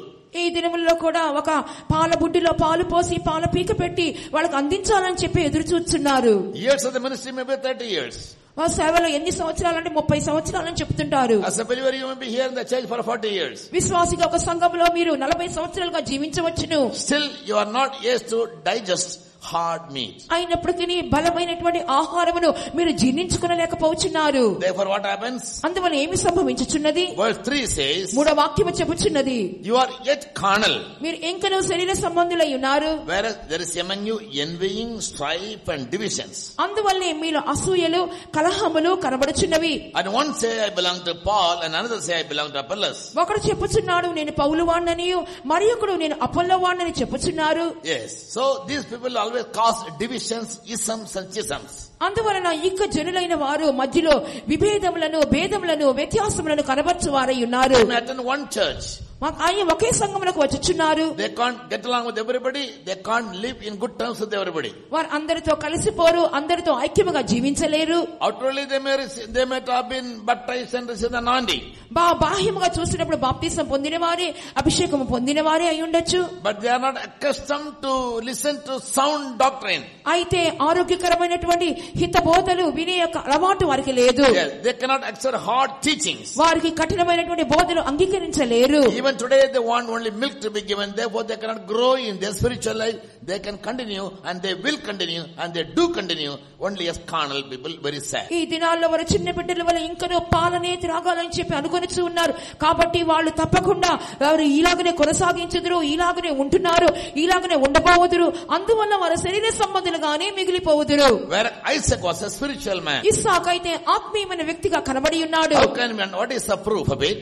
దానికి ఒక రుజువు ఏమై ఉన్నది? He always used to obey his father. ఎల్లప్పుడూ తండ్రికి విధేయత చూపించిన వాడుగా ఉండెను. He also grew in the fear of God, in the reverence of God. దేవుని యొక్క భయముతో దేవుని ఘనపరిచేవాడిగా అతను కనబడి ఉన్నాడు. When the time of marriage for him came, ఎప్పుడైతే వివాహ సమయం అతనికి వచ్చి ఉన్నదో, Abraham never went out to look for some beautiful woman for him. Abraham ఎన్నడూ ఇస్సాకునకు ఒక అందమైనటువంటి స్త్రీలను వెతుకుటకు వెళ్ళలేదు.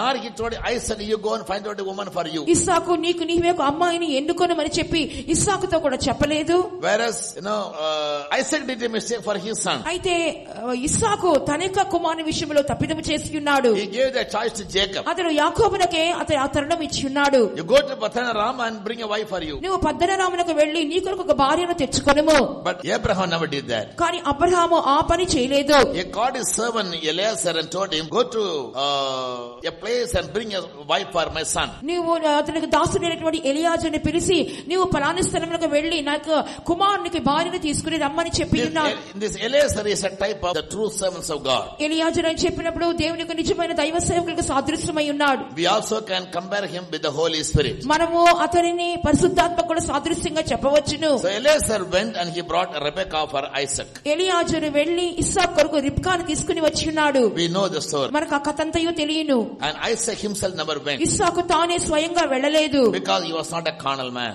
ఎందువల్లంటే అతని శరీర సంబంధి కాదు కనుక.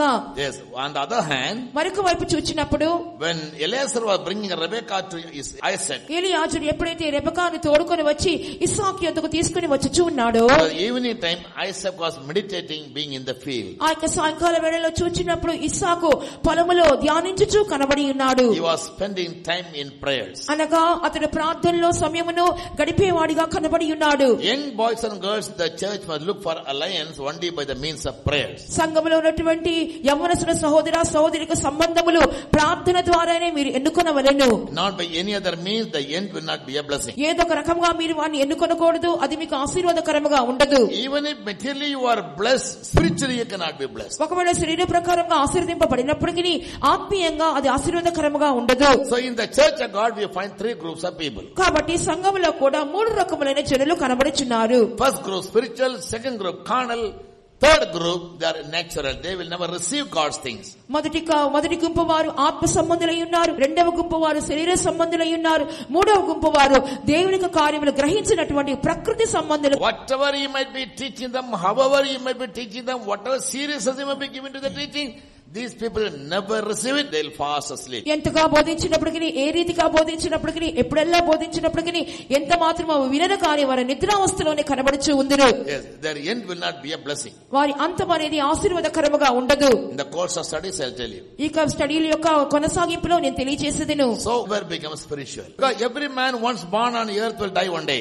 ఎందువల్లంటే భూమి మీద పుట్టినటువంటి ప్రతి మానవుడు ఏదో ఒక రోజు చనిపోవలెను. Hebrews 9:28 says once to die and thereafter the judgment is appointed unto all men. Hebrew రాసిన పత్రిక 9వ అధ్యాయము 28వ వాక్య ప్రకారముగా మనుషులు ఒక్కసారి మరణించవలెనియు దాని తదుపరి న్యాయ తీర్పు అందరికీ నియమించబడి ఉన్నది. For all the evil that we do now, ఇప్పుడు మీరు చేసిన ప్రతి కీడైన కార్యము కొరకు sentence against an evil will not be executed speedily. King Solomon says in Ecclesiastes. సొలొమోను రాజు ప్రసంగి పుస్తకంలో చదువుతున్నారు, వెంటనే వారికి కీడైన కార్యములకు వెంటనే న్యాయ తీర్పు సంభవించదని చెప్పుచున్నారు. Therefore the children of men are bent on doing evil. అందువలనే మానవులు కీడు చేయుచునే పోచున్నారు. But in Psalm 50 God says, అయితే 50వ కీర్తనలో దేవుడు చెప్పుచున్నారు, when you were doing all these evil things, ఈ కార్యములన్నీ చెడు కార్యములు చేయుచు ఉన్నప్పుడు I kept quiet. నేను మౌనముగా ఉన్నాను. You thought I also will be like you. నీవు అనుకొని ఉన్నావు నేను కూడా నీ వంటి వాడనని. But I will bring every evil that you did throughout your lifetime one by one before you on the day of judgment. అయితే నీవు జీవిత దినాల్లో చేసినటువంటి ప్రతి కీడైన కార్యమును నీ కన్నుల ఎదుట వరుసగా ఉంచెదను. Therefore children of God should be very very careful. అందువల్ల దేవుని బిడ్డలైన వారు చాలా జాగ్రత్తగా జీవించవలెను. Whatever you do now in your body, ఇప్పుడు మీరు శరీరములో ఏమి చేసినప్పటికీ everything goes in the record in a book called the book of remembrance in as Malachi chapter 1 we read. ప్రతి క్రియను చేసిన ప్రతి క్రియ కూడా మలాకి గ్రంథంలో చెప్పబడుచున్న విధముగా జ్ఞాపకార్థ గ్రంథములో అన్ని వ్రాయబడును. For every idle word that man speaks, that also will be judged. మనుషుడు పలికే ప్రతి వ్యర్థమైన మాట కూడా విమర్శకు లోనగును. Just because God has given us a long tongue, that is not to misuse. ఏదో మనకి పొడవైనటువంటి నాలుగు ఉందని చెప్పి దుర్వినియోగపరచుకోకూడదు. Yes, we should not pretend also to be over smart. మనం ఏదో చాలా తెలివైన వారుగా కనబరుచుకోకూడదు. Bible very clearly warns, every idle word that man speaks is accountable to God. Bible స్పష్టంగా మనకు తెలియచేస్తున్నది, మానవుడు పలికే ప్రతి వ్యర్థమైన మాట విమర్శకు లోనగును. For every evil thought that man thinks is accountable to God. మానవుడు తలంచే ప్రతి కీడైన తలపు కూడా దేవునికి లెక్క చెప్పవలసిన వాడై ఉన్నాడు. If a man looks at a woman with the lust, ఒక స్త్రీని ఒక మనుషుడు మోహపు చూపుతో చూసిన ఎడల already committed adultery with her, said Jesus. ఆమెతో ముందుగానే వ్యభిచారం చేస్తున్నాడని యేసు చెప్పి ఉన్నారు. Here man is judged not for his works but for his thought or his inward intention. మానవుడు తన క్రియలను బట్టి కాకుండా తన లోపలటువంటి భావనలు తనకి యోచనలను బట్టి తీర్పు తీర్చబడుచున్నారు. Therefore we children of God, as we listen to the word of God, must retain the word of God not in the books only but in the mind and correct our lives and amend our ways. అందువల్ల దేవుని యొక్క వాక్యం వినుచుండగానే దేవుని యొక్క వాక్యములను ఏదో పుస్తకములో మనం పదిలపరచుకోవడం కాదు గాని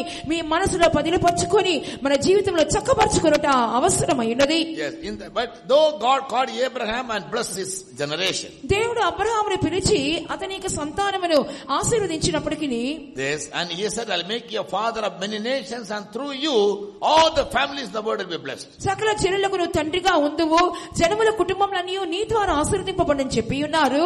In AD 70, క్రీస్తు శకము 70వ సంవత్సరమందు the Jews and the Christians were scattered from Jerusalem యూదులు Judea. క్రైస్తవులు అనే వారు యెరూషలేములో నుండి అన్ని చోట్లకు చెదరగొట్టబడి ఉన్నారు. Many of you may be knowing this story. మీరు అనేక మందికి ఒకటి కథ అంతయు తెలిసి ఉండవచ్చును. Christ came క్రీస్తు వచ్చి ఉన్నారు.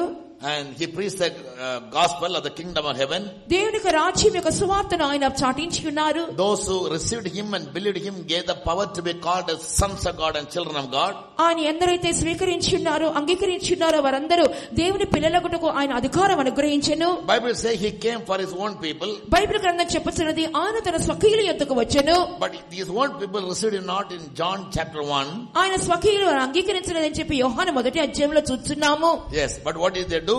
అయితే వారు ఏం చేసి ఉన్నారు? They hated him.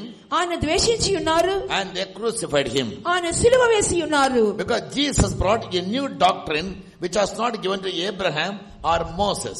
అబ్రహామునకు కానీ మోషేకు కానీ ఇవ్వబడనటువంటి క్రొత్త బోధను యేసు ప్రభు తీసుకొచ్చినందువలన God raised a man called Moses and he made him the lawgiver. దేవుడు మోషేను లేపి ఉన్నారు. ఒక ఆజ్ఞనిచ్చి వాడిగా ఆజ్ఞను అతని చేతికి ఇవ్వబడి ఉన్నది. So the children of Israel or the Jews believe Abraham to be their father and Moses to be their lawgiver and David to be their king. అందువల్ల ఇశ్రాయేలు ప్రజలందరూ కూడా తమ తండ్రిగా అబ్రహామును భావించి ఉన్నారు, ఆజ్ఞనిచ్చువాడిగా మోషేను భావించి ఉన్నారు, రాజుగా దావీదును ఎంచుకుని ఉన్నారు. 3 leaders and 3 role models. 3 నాయకులుగా కనబడి ఉన్నారు, 3 నాయకులుగాను 3 మాదిరులుగాను కనబడి ఉన్నారు. Abraham their father. అబ్రహాము వారి తండ్రి అని చెప్పుచున్నారు. Yes. And Moses their law giver. మోషేనైతే తమకు ఆజ్ఞలు అందించిన వాడని చెప్పుచున్నారు. Or their spiritual leader. లేదా వారి ఆత్మీయమైన నాయకుడు అని చెప్పుచున్నారు. Only David they accept as their king. దావీదును మాత్రమే తమ రాజుగా వాళ్ళు భావించుకొనిచున్నారు. And they are boasting on these 3 people. ఈ 3 మనుషుల విషయంలో వారు గొప్పగా అతిశయపడుచున్నారు. They were very, very strict in keeping all God-given laws and commandments, ordinances and statutes and precepts through Moses. మోషే ద్వారా దేవుడు ఎటువంటి ఆజ్ఞలు ఇచ్చారో, నియమాలు ఇచ్చారో, కట్టడములు ఇచ్చినారో, విధులను ఇచ్చినారో వాటన్నిటిని పాటించే విషయంలో ఖచ్చితమైన వారిగా జీవించారు. When Jesus came, he started teaching them a different doctrine. యేసు ప్రభు వచ్చినప్పుడు మరి వ్యత్యాసకరమైన బోధనే బోధిస్తూ ఉండి ఉన్నారు, which they cannot digest. దాన్ని వారు జీర్ణించుకోలేకపోయారు. And Jesus called himself as the Son of God. యేసు ప్రభు ఇంకా ఏం చెప్పారంటే తాను దేవుని కుమారుడు అని చెప్పుకొని ఉన్నాడు. For them it was a blasphemy. అది నిజంగా దేవదూషణగా వారు భావించి ఉన్నారు. Any human being call himself as God, it is a blasphemy. ఏ మనుషుడైతే తాను దేవునిగా చెప్పుకొనుచున్నాడో అది దేవదూషణ అని వారు చెప్పి అనుచున్నారు. Thirdly, they hated Jesus. మూడవదిగా వారు ఎందుకు యేసుని ద్వేషించారంటే because they expected him to be born as a king. ఒక రాజుగా జన్మించాలని చెప్పి వారు ఎదురు చూసి ఉన్నారు. But he was not born in a palace. కానీ అంతఃపురములో ఆయన జన్మించలేదు. He was born in a manger.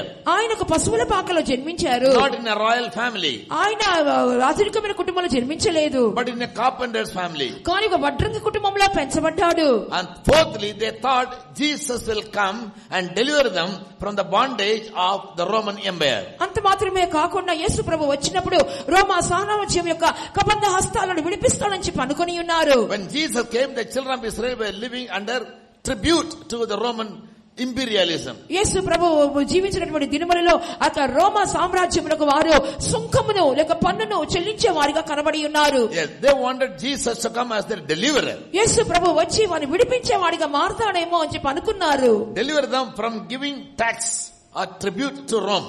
ఆ యొక్క రోమా ప్రభుత్వం వారికి సుంకమును చెల్లించడానికి రద్దు చేస్తాడేమో అని చెప్పి అనుకుని ఉన్నారు. Against their expectation, కానీ వారి ఎదురు చూపునకు విరుద్ధముగా Jesus started giving tax to the Roman government. యేసయ్య తానే రోమా ప్రభుత్వమునకు పన్ను సుంకాన్ని చెల్లించాడు. Yes, they said they expected many things from Jesus, but they could get nothing from him. యేసు యొద్ద నుండి అనేకమైన కార్యాలు ఎదురు చూశారు కానీ ఒక్కటి కూడా వాళ్ళు కనబడలేదు. And finally, చివరిగా they thought he will give us a kingdom. తమకు ఒక రాజ్యం ఇస్తానని చెప్పి ఎదురు చూసి ఉన్నారు. His own disciples asked him, Lord, is it at this time you will give the kingdom for us? సొంత శిష్యులు అడిగి ఉన్నారు, ఈ సమయమందైనా మాకు రాజ్యం అనుగ్రహించదమా అని అడిగి ఉన్నారు. None of their expectation was fulfilled. వాళ్ళు ఎదురు చూసిన ఏ కార్యము కూడా నెరవేర్చబడలేదు. These are the reasons why the children of Israel or the Jews, they never received Jesus. అందువల్ల ఇశ్రాయేలు ప్రజలు లేక యూదులు యేసయ్యను అంగీకరించలేదు. They simply took him as a prophet. ఏదో ఒక ప్రవక్తగా మాత్రమే ఎంచి ఉన్నారు. But he said, I am the Son of God. అయితే ఆయన చెప్పి ఉన్నారు, నేను దేవుని కుమారుడిని అని I చెప్పారు. came from heaven. నేను పరలోకం నుండి దిగి వచ్చి ఉన్నాను. Which they could not tolerate. ఇవన్నీ కూడా వారు సహించుకుని లేకపోయి ఉన్నారు. Being intolerant about his teachings, వారికి ఆయన బోధన విషయమే అసహనము కలిగి ఉన్నారు. they joined the hands of the priests. వారు యాజకులతో చేతులు కలిపి ఉన్నారు. The priests wanted to put him to death. యాజకులు అతన్ని చంపాలని ప్రయత్నించి ఉన్నారు. Because Jesus was teaching something which these priests never used to teach the people, the Pharisees and the Sadducees.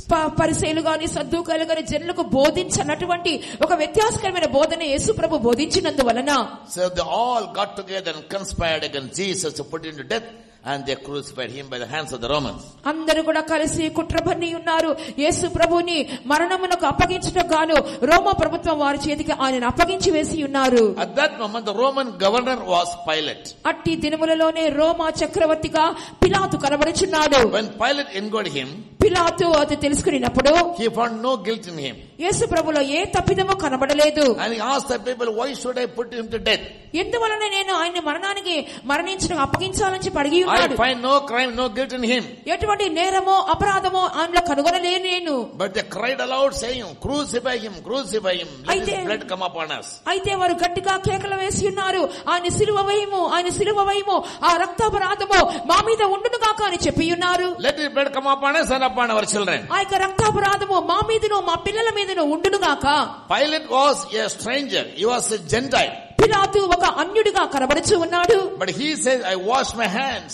ఆ కానీ అతడు చెప్పుచున్నాడు, ఇదిగో నా చేతులు కడిగి I don't want to be guilty because of his blood. ఈ రక్తాపరాధం నా మీద ఉండకుండా నిమిత్తమో చేతులు కడుక్కుంటున్నాడు. But his own people say, తన స్వకీయులు ఎలా చెప్తున్నారు? crucify him. సిలువ వేయమని చెప్పంటున్నారు. Let his blood come upon us and upon our children. అతని రక్తాపరాధము మా మీదను మా పిల్లల మీదను ఉండునుగాక. So Pilate gave him to be crucified. చివరగా పిలాతు సిలువ వేయబట్టకు ఆయనను అప్పగించెను. As promised by him, on the third day he rose up. ఆయన వాగ్దానం చేసిన విధముగా మూడో దినమందు తిరిగి లేచి ఉన్నారు. He was witnessed by many people for 40 days. 40 దినములుగా అనేక జనులకు సాక్ష్యముగా ఆయన సంచరించి ఉన్నారు. On the 40th day he ascended up to heaven. 40వ దినమందు ఆయన పరలోకమునకు ఆరోహణుడాయెను. From a small mount called Olivet in Jerusalem. ఒక చిన్న కొండ అయినటువంటి ఒలీవల కొండ అనేది కొండ యెరూషలేములో కనబడుచున్న కొండ మీద As he was going up, ఆయన ఆ రీతిగా పైకి వెళ్ళుచుండగా his disciples were gazing at him. శిష్యులు ఆయన వైపు తేరి చూచుచూ ఉన్నారు. Suddenly 2 angels appeared. అకస్మాత్తుగా 2 దేవదూతలు కనబడ్డారు. And they told him, వాళ్ళతో చెప్పి ఉన్నారు, why are you looking at him? ఎందుకు ఆయన తేరి చూచున్నారు? The same Jesus whom you see ascending up to heaven పైకి ఆరోహణ అవుతున్నటువంటి ఈ యొక్క యేసును చూస్తున్నారే, ఆ యేసే will come again in the same manner. ఆయన అదే రీతిగా తిరిగి వచ్చెదరు. In the same mount. అదే పర్వతం మీదకి దిగి వచ్చెదరు. That was the first thing the disciples heard about Jesus coming back. యేసు ప్రభు తిరిగి from the angels. వారు దేవదూతల నుండి యేసు ప్రభు తిరిగి వస్తారని చెప్పిన మొదటి మాటగా శిష్యులు ఆ మాటను విని ఉన్నారు. In John the Gospel chapter 14 verse 3.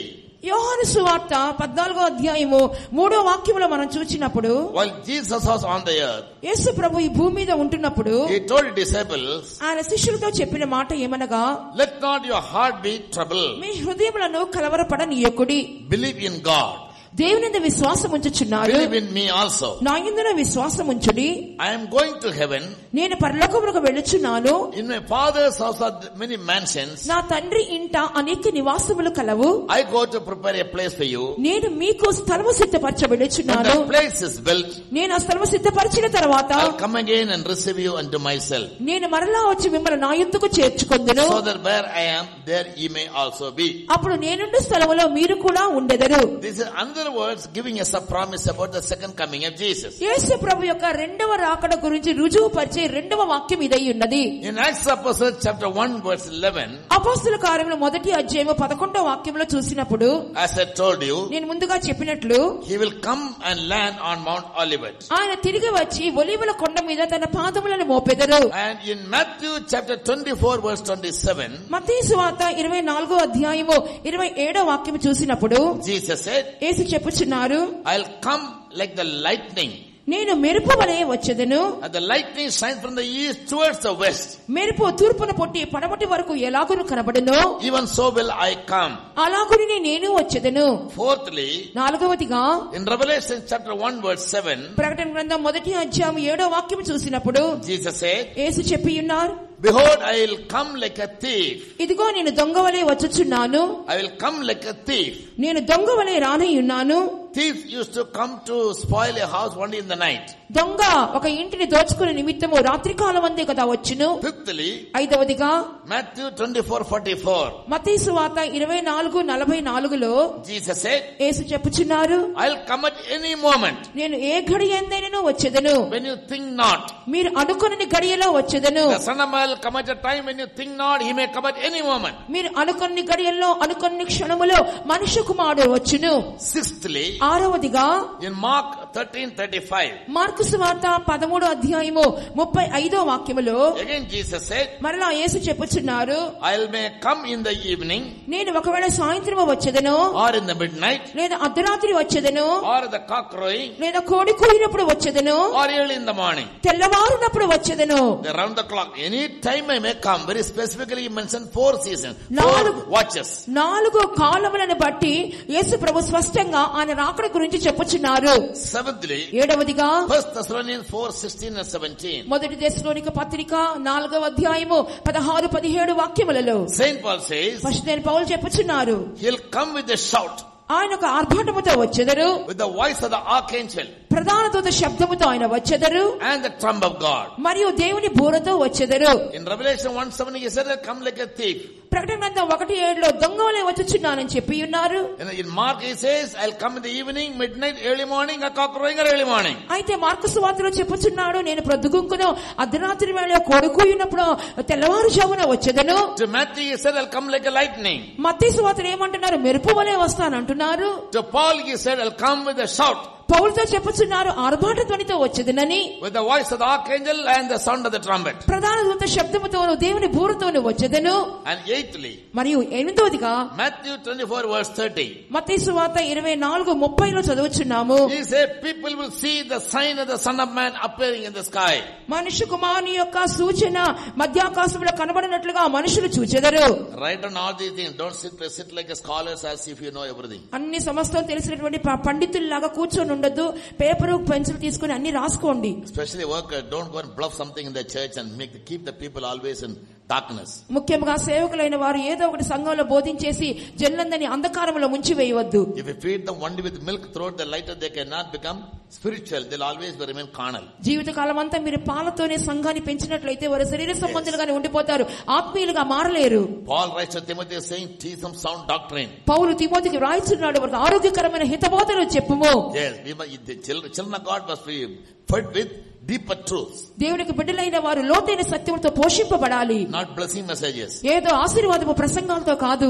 We are cheating the people. మనము జనులను మోసగించుచున్నాము. By simply praying for water, praying for oil and give them a promise card and also sambar and chawal. ఏదో నీళ్ల కొరకు నూనె కొరకు ప్రార్థన చేస్తున్నాము, సాంబారు అన్నం పెట్టేసి మనం వారిని మోసగించుచున్నాము. People come to us to hear the word of God. జనులు మన ఎందుకు వస్తున్నారు? దేవుని వాక్యం వినడానికి వస్తున్నారు. But in every faith, before construct faith, we'll build only a kitchen. అయితే ఏ విశ్వాసగృహం కట్టాలంటే కూడా మొదటిగా వంటగదే కట్టుచున్నారు. As the people never eat the whole week. వారమంతా ఏంటో జనులు తినకుండా వస్తున్నట్లుగా. We live a substandard life. Our children, our people cannot be grown to spirituality. I'm warning everywhere. మనం ఒక ఆత్మీయంగా అయినట్లయితే మన జనులు ఎంత మాత్రం ఆత్మీయంగా ఎదగలేరు. Only for the workers I am giving these studies. నేను ఇక సేవకుల కొరకు ఇవన్నీ స్టడీలు చెప్పుచున్నాను. And the believers also. విశ్వాసుల కొరకు కూడా నేను చెప్పుచున్నాను. Please change your life. దయచేసి మీ జీవితంలో మార్చుకోనండి. In the coming days I will give you the seriousness of it. రాబో దినముల్లో దీని యొక్క ప్రాముఖ్యత ఏంటో మీకు బాగా తెలియజేసేదను. Eighthly, Jesus said, ఎనిమిదవదిగా Yesayya చెప్పియున్నారు, the sign of the Son of Man will appear in the sky. మనుష్య కుమారుని యొక్క రాక సూచన ఆకాశంలో కనబడును. Ninthly, తొమ్మిదవదిగా in Hebrews 9:28, హెబ్రీ రాసిన పత్రిక 9:28 Jesus said, Yesu చెప్పుచున్నారు, He will come the second time ఆయన రెండవసారి వచ్చును only for those people who live a sinless life and always looking for Him to come. పాపము లేకుండా ఎవరైతే ఆకాంక్షతో ఆయన కొరకు కనిపెట్టుకుని ఉంటారో వారి కొరకు ఆయన రెండవసారి వచ్చెదరు. And finally, చివరిగా Revelation 19:11 down. ప్రకటన గ్రంథం 19:11 నుండి క్రిందకు Bible says, బైబిల్ చెప్పుచున్నది, He'll come as a king of kings and the Lord of lords riding on a white horse. ఆయన తెల్లని గుర్రం మీద ఎక్కి రాజులకు రాజుగా ప్రభువులకు ప్రభువుగా రాబోచున్నారు. How many points have I said so far? ఇంతవరకు ఎన్ని పాయింట్లు చెప్పానో చెప్పండి. Who can say all the 10 points? 10 points. How many of you have written down in a paper or in a diary or a Bible? మీలో ఎంతమంది డైరీలో కానీ పేపర్లో కానీ రాసుకున్నారు? చేతండి. Almost everybody. దాదాపుగా అందరు రాసుకున్నారు. Others say the others not and write down, please. మిగిలిన వారు రాసుకున్న వాళ్ళని చూసుకొని మీరు కూడా రాసుకోండి. So when I read all these verses, ఈ వాక్యాలన్నీ నేను చదివినప్పుడు I was so confused. నేను కలవరం చెంది ఉన్నాను. Jesus never speak lies. యేసు ప్రభు అబద్ధాలు చెప్పరు కదా. He came as a witness to the truth. ఆయన సత్యమునకు సాక్షిగా కదా వచ్చి ఉన్నారు. He putting the whole human race into doubts and confusions. మరి మానవాళిని అంతటిని కూడా ఇటువంటి సందేహములతోని ఇటువంటి తెలియని విషయాలతో నింపి ఉన్నారే. Do you ever think like that? Have you ever thought like that? ఎన్నడైనా మీరు కూడా అలా అనుకున్నారా ఎప్పుడైనా? No. I have an evil nature from my childhood. నాకు అటువంటి కీడైనటువంటి కార్యం ఉంది చిన్న వయసు నుండి కూడా. I always used to ask questions in anything and everything with everybody. అన్ని విషయాలు అందరితోనూ అన్ని ప్రశ్నలు వేయడానికి ఎప్పుడు సిద్ధంగా ఉంటాను. Even to God also I ask questions. దేవుని కూడా ప్రశ్నలు అడుగుతా ఉంటాను. So I asked God, దేవుని అడిగాను నేను, why are you confusing us? ఎందుకయ్యా మమ్మల్ని ఇట్లా చింతలతో కలవరాలతో పెట్టావు? In one place you say you'll come like a lightning. ఒకసారేమో మెరుపులాగా వస్తానని చెప్పావు. From the east to west everybody will see you. తూర్పు వైపు నుండి అందరూ చూస్తారని చెప్పుచున్నావు. Another place says you will come like a thief. మరొక చోటేమో దొంగవలే వస్తానని చెప్పుచున్నావు. The third place you say that You come like the King of Kings and the Lord of Lords. మూడో చోటేమో నేను రాజులకు రాజుగా ప్రభువులకు ప్రభుగా వచ్చుచున్నానని చెప్పి ఉన్నావు. And again you say that I come at any moment, nobody know the time and the hour. మరొక చోట నువ్వు చెప్పి ఉన్నావు అనుకోని గడియలో నేను వస్తానని చెప్పి ఉన్నావు. And you say that you will never come in the daytime, you will come only in the night. From evening, midnight, cockcrowing, early morning. That means Jesus never come in the daytime. That's the meaning of it. పగటిపూట నువ్వు రావట్లేదు కానీ ప్రొద్దుగురుకు వేళయో అర్ధరాత్రియో కోడుకూయినప్పుడో తెల్లవారుజామున వస్తానని చెప్పుచున్నావే. He say I come secretly. నేను రహస్యంగా వస్తానని చెప్పుచున్నావు. To Paul he says come like the shout. మరి పరిశుద్ధులైన పౌలుతోనేమో ఆర్భాటంతో వస్తానని చెప్పి ఉన్నావే. In one place he says nobody know when I come. ఇంకో చోట అయితే నేను వచ్చే సమయం ఎవరికి తెలియదని చెప్పుచున్నావు. The twinkling of an eye will come and go. నిమిషంలో రెప్పపాట్లో వచ్చి వెళ్ళిపోతాను అంటున్నావు. The other place I stand at the door and knock. మరొక చోట చెప్తున్నావు తలుపు యొద్ద నిలబడి నేను తట్టుచున్నానని అంటున్నావు. Which verse is correct and which is wrong? ఏ వాక్యము సరి అయినది ఏ వాక్యము తప్పైనది? Are you not still confused? మీరు కల్లోలంతో లేరా? The little faith you had that Jesus will come again, that also gone today, isn't it? యేసయ్య తప్పకుండా వస్తారని చెప్పి ఉన్న కొంచెం విశ్వాసం కూడా పోయిందా? We thought pastor will be clearing all our doubts, but he is putting us into confusion. మా సందేహాలను పాస్టర్ గారు తీరుస్తారని చెప్పి వచ్చిన్నాం కానీ ఆయన మాటలు ఉంటే ఇంకా ఎక్కువ మా కలవరం అవుతున్నది. Therefore the end time mockers rise up and say, "Are this is confused with this? Jesus won't come 2000 years, he has never turned back. When are you going to come? Why is he going to come?" అందువల్ల పరిహాసకులు పరిహాసం చేస్తా ఉన్నారు. యేసయ్య ఏమి రాదు 2000 సంవత్సరాలు చెప్పుకుంటానే ఉన్నారు కానీ ఎంత మాత్రమే రాలేదే అని చెప్పుకుంటున్నారు. So they don't believe that Jesus will come again. అందువలన యేసయ్య తిరిగి వస్తారని చెప్పి వాళ్ళు అసలు నమ్ముటలేదు. The hour and the time nobody knows. మీరు అనుకోనని గడియలో నేను వచ్చేదని చెప్పారు కదా. Nor the angels are even me. దేవదూతలు కానీ తెలియదు నాకు తెలియదని యేసయ్య అన్నారు. Only Father knows. తండ్రికి మాత్రమే తెలుసని చెప్తున్నారు. Then how do you say you'll come with a shout? మరి ఆర్భాటంతో వస్తారని చెప్పి ఎలా చెప్పగలుగుతారు? You say you come secretly, nobody knows. Then how the angels are coming with you? రహస్యంగా వస్తానని చెప్పుచున్నారే, అట్లయితే ఆయన వచ్చేటప్పుడు దేవదూతలతో పాటు ఎలా వచ్చుచున్నారు? And who will be blowing the trumpet then? మరి అట్లయితే బూరని ఎవరు మోగిస్తా ఉంటారు? You are not going to come alone. ఆయన ఒంటరిగా రాడు కదా. We learn things by experience. ఇవన్నీ కూడా మీ అనుభవం రీత్యా నేను తెలుసుకుని ఉన్నాము. Spiritually also. ఆత్మీయంగా కూడా. In our ignorance we commit lot of foolish things. మనకు తెలియకుండానే అనేకమైన బుద్ధిహీనమైన కార్యాలు చేసుకుంటూ పోతుంటాం. When we gradually study and learn. క్రమేణా మనం నేర్చుకొని చదువుకుంటున్నప్పుడు. Then we can be smart enough. అప్పుడు మనము బాగా తెలివివంతులము. The Bible is like a vegetable shop or a spare part shop. Bible గ్రంథం అనేది ఒక కూరగాయలటువంటి దుకాణము వంటిది లేదా స్పేర్ పార్ట్ల దుకాణము వంటిది. Only a mechanic can go and purchase things and assemble a speaker. All cannot do. ఒక మెకానిక్ మాత్రమే ఆ అంగట్లోకి వెళ్లి దాని వస్తువులు తీసుకొని దాని సమకూర్చి ఒక వస్తువును తయారు చేయగలుగుతాడు. Only good cooking sisters can go to the bazaar, buy things and make tasty dishes. మంచిగా వంట చేసే సహోదరులు మాత్రమే మార్కెట్ కు వెళ్లి తగిన కూరగాయలు తీసుకొని రుచికరమైన వంటకాలు తయారు చేయగలరు. Not born as skilled people in any field. మనం అందరం కూడా ఏక రంగంలో నేను నైపుణ్యత కలవారంగా జన్మించలేదు కదా. Once a come to a place we must study. కానీ ఆ స్థలంలోకి వచ్చినప్పుడు మనం నేర్చుకుంటూ All ఉండాలి. cannot read and understand Bible. అందరూ బైబిల్ చదివి అర్థం చేసుకోలేరు. Especially natural people, carnal people cannot read Bible and understand Bible.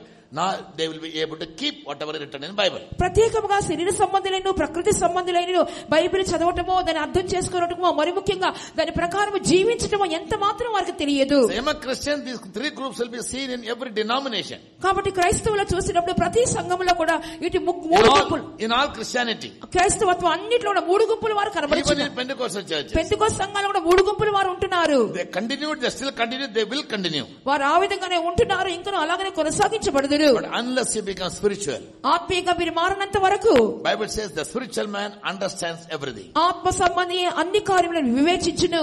He will not be judged by others. అతను ఎంత మాత్రం ఇతరుల ద్వారా విమర్శింపబడడు. If you continue as a natural man, a carnal man, one day you'll have to give account to God. మీరు శరీర సంబంధిగా ప్రకృతి సంబంధిగా కొనసాగించినట్లయితే ఒక దినమందు మీరు లెక్క చెప్పవలసిన వారు. If you become a spiritual man, మీరు ఆత్మ సంబంధిగా మారినట్లయితే study the Bible and able to understand Bible with the help of the Holy Spirit or through the anointed servants of God. దేవుని యొక్క వాక్యమును బాగా చదువుకొని పరిశుద్ధాత్మ మూలముగాను అభిషేకమును దైవ సేవకుల మూలముగాను సత్యములను తెలుసుకొని by the grace of God, whenever I find time I keep on studying Bible. నేను కూడా సమయం దొరికినప్పుడు బాగా బైబిల్ చదువుతూ ఉంటాను. From my 5th year old I started reading Bible. నాకు 5 సంవత్సరాల వయసు వచ్చిన దగ్గర నుండి నేను బైబిల్ చదవటం ప్రారంభించాను. Now really 7 decades over. ఇప్పుడు నాకు దాదాపుగా 7 పదులు దాటిపోయినవి. Yes, still I read Bible. అయినా ఇంకనూ నేను Bible చదువుచున్నాను. Last night 12 o'clock also midnight 2 o'clock I read Bible. రాత్రి సమయం అందు నేను నిన్న రాత్రి కూడా 12-2 గంటల వరకు బైబిల్ చదువుకుంటూ ఉన్నాను. I am not satisfied by reading Bible. నేను బైబిల్ చదువులో సంతృప్తి పడుటలేదు. But every time I read Bible it gives me something new, some new thoughts. ఎందుకంటే ఎప్పుడైనా బైబిల్ చదువుతున్నానప్పుడల్లా క్రొత్త తలంపులే నాకు కలుగుచున్నవి. That makes my life quite new. దాని మూలంగా నా జీవితం అనే కృతధనంగా మార్చబడుచున్నది. I am not addicted to any habits or rituals or traditions. నేను ఏదో పారంపర్యాలు, ఆచారాలు, సాంప్రదాయాలకు కట్టుబడి ఉండటం లేదు. Bible says our minds must be enlightened by the knowledge of the scriptures that we may know what is God's good, acceptable and perfect will for our life. మన జీవితం గురించినటువంటి దేవుని యొక్క అనుకూలమైన, ప్రియమైన, సంపూర్ణ చిత్తమైన తెలుసుకునే నిమిత్తము మన మనసులో ప్రకాశింపబడవలెను. The Bible says blessed are those who read, hear and keep all those things written in Bible. అందువల్ల బైబిల్ గ్రంథంలో వ్రాయబడిన వాక్యములన్నీ కూడా చదువువాడును, వినువాడును, దాని ప్రకారంగా చేయువాడును ధన్యుడై ఉన్నారు. So the coming of Jesus by these texts which are read for you is quite confusing. కాబట్టి యేసుకు రాకడ గురించి ఇప్పుడే చదివి వినిపించిన వాక్యములన్నీ కూడా మిమ్మల్ని కల్లోలపరచుతూ ఉండవచ్చును. So in the course of the studies tomorrow and the day after and the following day we will study about the coming of Jesus clearly in the light of the scriptures. దేవుని యొక్క వాక్యముల వెలుగులో యేసుప్రభు రాకడ గురించి రాబో దినములలో నేను స్పష్టంగా మీకు స్పష్టీకరించెదను. Jesus will never speak a lie. యేసుప్రభు ఎన్నడూ అబద్ధమాడ జాలడు. Nor he wants any of us to speak a lie. మనము కూడా ఎన్నడూ అబద్ధమాడకూడదని ఎదురు చూస్తున్నారు. Where will all the liars go in eternity? అబద్ధికులందరూ కూడా నిత్యములో ఎక్కడికి వెళతారో చెప్పండి. New Jerusalem. నూతన యెరూషలేమా? Naraham is above Zion. నరకము సియోనుకు పైన ఉంది. No. కాదా? Naraham is a place where golden seat is there.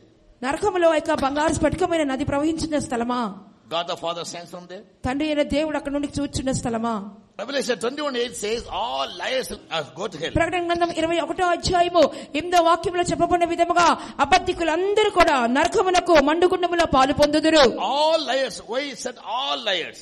అబద్ధికులందరూ అని ఎందుకు చెప్పబడింది? There are different types of lies. రకరకాల అబద్ధాలు ఉన్నాయని అర్థము. కాబట్టి ప్రకటన 21:8 చెప్పుచున్నది, The first group who go to hell are the fearful and the last group are liars. నరకానికి వెళ్లే మొదటి గుంపు వారు ఎవరనగా వాళ్ళు పిరికి వారై ఉన్నారు, చివరి గుంపు వారు అబద్ధికులై ఉన్నారు. Read 21:8 for everybody. అందరూ చదవండి. ప్రకటన గ్రంథం 21వ అధ్యాయము 8వ వాక్యము. Now only they understood. ఇప్పుడే అర్థమైంది కాబోలు. So if you have spoken a lie, your name is there. మీరు అబద్ధం చెప్తే మీ పేరు కూడా ఆ పట్టికలో ఉందని అర్థము. If you are fearful, మీరు పిరికి వారైతే, మీరు భయపడేవారు పిరికి వారైతే their names are in మరి పేర్లు ఎక్కడ ఉన్నాయి? in the first group. ఇక మొదటి గుంపులో ఉన్నాయి. All the fearful. పిరికి వారందరూ అవును అవును అవును అని సమాధానం చెప్పారు. I am asking you serious questions. పాపమునకు రెండు ప్రక్కలు ఉంది. చేయవలసిన కార్యము చేయకపోవటము, చేయకూడని కార్యములు చేయుట. ఇప్పుడు ఇంతవరకు నేను ఆపుచున్నాను. ఇప్పుడు యేసు ప్రభువు సత్యమునకు సాక్ష్యముగానే జన్మించాడు.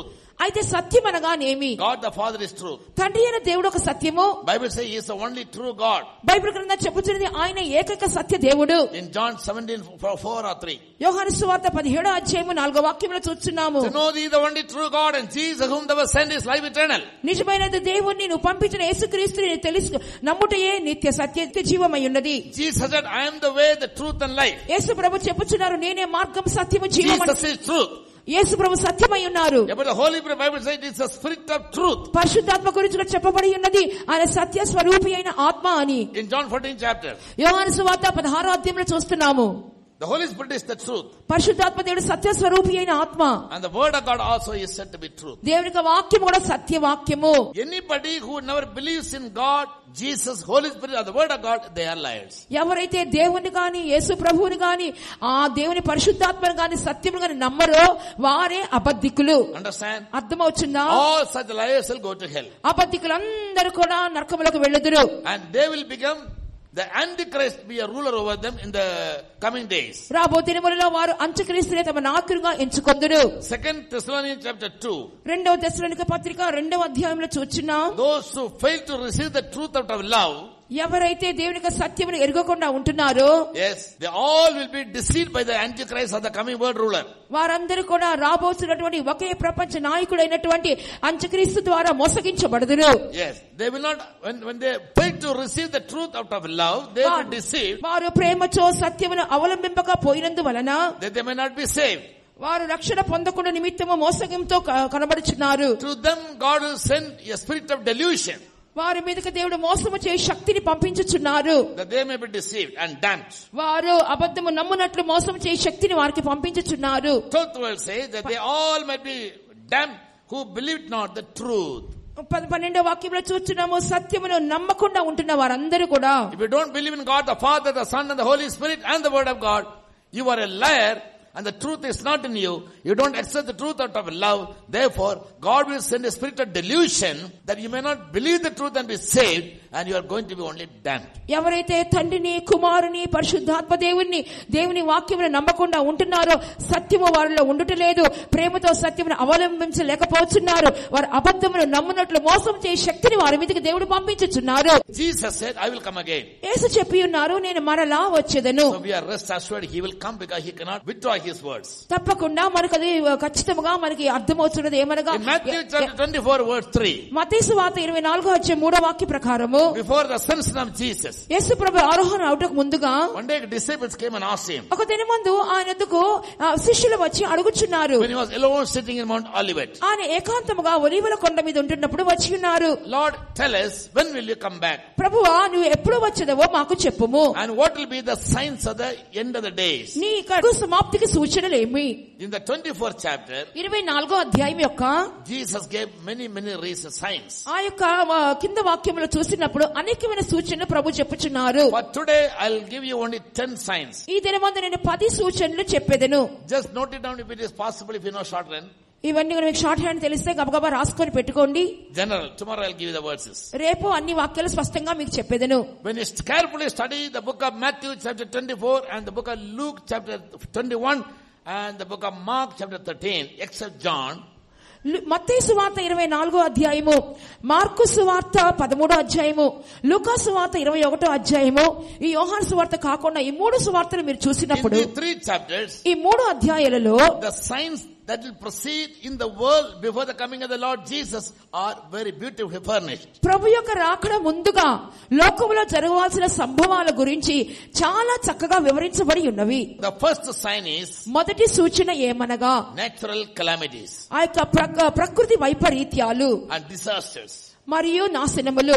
Maybe accidents or deaths or earthquakes or tsunamis or pestilences, anything like that. అవి ప్రమాదములు అయి ఉండవచ్చును, అనేకమైనటువంటి విపత్తులు అయి ఉండవచ్చును, భూకంపములు అయి ఉండవచ్చును, సునామీలు అయి ఉండవచ్చును. 1 month back a air crash killed 41 people. ఒక నెల క్రితము ఒక విమానం అనేది 242 ప్రయాణికులను హతమార్చి ఉన్నది. It's a natural disaster. అది ఒక ప్రకృతి వైపరీత్యం అయి ఉండదు, Or it is an accident. లేదా ఒక ప్రమాదం అయి ఉన్నది. Like that many things will happen. ఇలాగ అనేక సంభవాలు జరగవచ్చును. Number 2, రెండవ కార్యము religious deception. ఆ యొక్క మత సంబంధమైనటువంటి మోసములు. There are Christians all over the world maybe having not less than 5,000 denominations. క్రైస్తవులను చూసినప్పుడు సర్వ ప్రపంచంలో 5,000 మంది సంఘములు కనబడుచున్నవి. Dreaming about Zion is good. Dreaming about Everest is good. Everest గురించి కలల గంట మంచిదే.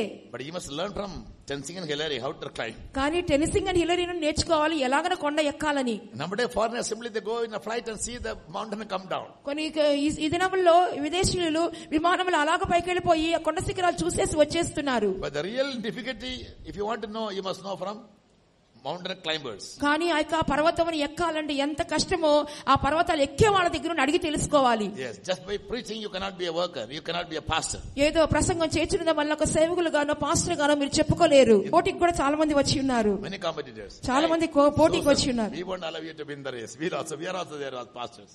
సరే, ఈ సమయంలో అది వదిలేద్దాం, బైబిల్ స్టడీకి వచ్చేద్దాము. So religious deception. కాబట్టి మత సంబంధమైన many Christians are trapped in this deception. అనేక మంది క్రైస్తవులు ఈ మోసముల వంచనలో పట్టబడి ఉన్నారు. Third one, మూడవదిగా decline in morality. ఆ యొక్క నైతికత్వములో దిగజారిపోవుట. In the end times people never have never live a good moral life. అంచె దినములో ఎవరు కూడా సద్భావం కలిగి లేక నైతికంగా జీవించలేరు. Because Paul said the end times will be perilous times, dangerous times. అందువల్ల పౌలు చెప్పుచున్నాడు అంత్య దినములు అనేవి అపాయకరమైన దినములని చెప్పుచున్నాడు. Number 4. నాలుగోది, iniquity and lawlessness is on the increase. అతిక్రమము లేనట్లయితే ఆజ్ఞను అతిక్రమించే జీవితము అధికమైపోవచ్చున్నది. ఐదవ సూచన, religious apostasy. ఆ యొక్క మత సంబంధమైనటువంటి అపోహ, not believing the truth as truth. అంటే సత్యమును సత్యముగా నమ్మకపోవుట. Sixth one, ఆరవది, explosion of knowledge. ఆ యొక్క తెలివి అధికమగుట. Now knowledge grows and grows and grows, and man has invented a lot of technologies, and finally now the artificial intelligence. సాంకేతిక పరిజ్ఞానం అధికమైపోతున్నది, తెలివితేటలు అధికమైపోతున్నది, తెలివి అధికమవుతుంది, తెలివి యొక్క విస్ఫోటం అని చెప్పగలము. 7. ఏడవది, environmental crisis. ఆ యొక్క వాతావరణపు సంక్షోభము. Yes, like pollutions, ఆ యొక్క కాలుష్యములు, like global warming up. ఆ యొక్క ప్రపంచమంతా కూడా వేడిమెక్కిపోవటం. These are all environmental crisis. ఇవన్నీ కూడా ప్రకృతి సిద్ధమైనటువంటి కార్యములు. 8. ఎనిమిదవది, wars, యుద్ధములు, rumors of wars, యుద్ధ సమాచారములు, nation against nation, people against people, దేశం మీదకి దేశము, జనము మీదకి జనము. 9. తొమ్మిదవది, the preaching of the gospel to all over the world. సర్వ లోకములోకి సువార్త ప్రకటించటము. And the last one, చివరిగా the fast rising, the last Roman kingdom. చివరి రోమా సామ్రాజ్యము తిరిగి లేచుట. The rising of one word kingdom and one word religious word ruler. ఒకే ప్రపంచ ప్రభుత్వము, ఒకే ప్రపంచ నాయకుడు లేచుట. These are the signs which must take place in this world just proceeding to the coming of Jesus. ఈ యొక్క కార్యములన్నీ కూడా, ఈ సంభవాలన్నీ కూడా సరిగ్గా యేసు ప్రభు రాకడ ముందు జరగాల్సినటువంటి సూచనలై ఉన్నవి. God may give you the grace and the enormous wisdom to understand whatever we teach you, retain them in your mind and bring them all in your practical life, that you may escape the coming great judgment of God on the earth. రాబోతున్నటువంటి దేవుని యొక్క మహా న్యాయ తీర్పును తప్పించుకునే నిమిత్తము దేవుని యొక్క వాక్యమును బాగా అర్థం చేసుకున్నట్టుకును, దాన్ని పదిలపరచుకున్నట్టుకును దేవుడు మీకు కృపను జ్ఞానమును అనుగ్రహించును గాక. Come, let's all close our eyes. కొంత సమయం అందరూ కళ్ళు మూసుకుందాం. Be on your knees. అందరూ మోకాళ్ళ మీద ఉందాం. God must make these Bible studies a source of great blessing to you. దేవుడి బైబిల్ స్టడీలన్నీ కూడా మీకు ఆశీర్వాదకరంగా దేవుడు మార్చవలెను. Great inspiration to you. గొప్ప ప్రేరేపణ కలగచేయవలెను. It must motivate each one of you to a very great deal. గొప్ప కొత్త కొరతకు మీ జీవితంలో క్రియచేయునదిగా కనబడవలెను. You all must be brought into a turning point. మీరందరిలో కూడా జీవితంలో ఒక మలుపు రావలెను. All the day we were living a very easy going life. ఇంతవరకు ఒక సులభమైన జీవితం చేయించు ఉండవచ్చునేమో. We were living like babes in Christ. ఒక క్రీస్తులో మీరు పసిబిడ్డల వలె జీవిస్తున్నారేమో. We were rather carnal. లేదా శరీర సంబంధులుగా ఉంటున్నారేమో. We lost the spiritual revelation. మీకు ఆత్మీయమైన ప్రకటన లేకుండా ఉన్నాయేమో. We were perishing without proper knowledge. శరీర జ్ఞానము లేకుండా నశించిపోవచ్చున్నారేమో. Where there is no knowledge and vision, people perish, Bible says. దేవోక్తి లేని చోట్ల జనులు నశించెదరనే వాక్యము చెప్పుచున్నది. Now the good God is merciful to you, therefore he has arranged for these Bible studies. మంచి దేవుడు కనికరము చూపించడం వలన ఈ బైబిల్ స్టడీలు మీ కొరకే ఏర్పాటు చేసి ఉన్నారు. Never miss this opportunity. ఎన్నడూ ఈ తరుణాన్ని పోగొట్టుకోవద్దు. Receive the truth out of love. దేవుని సత్యమును ప్రేమతో అవలంబించండి. Otherwise very soon the Antichrist, the devil will come and they will give you the spirit of delusion.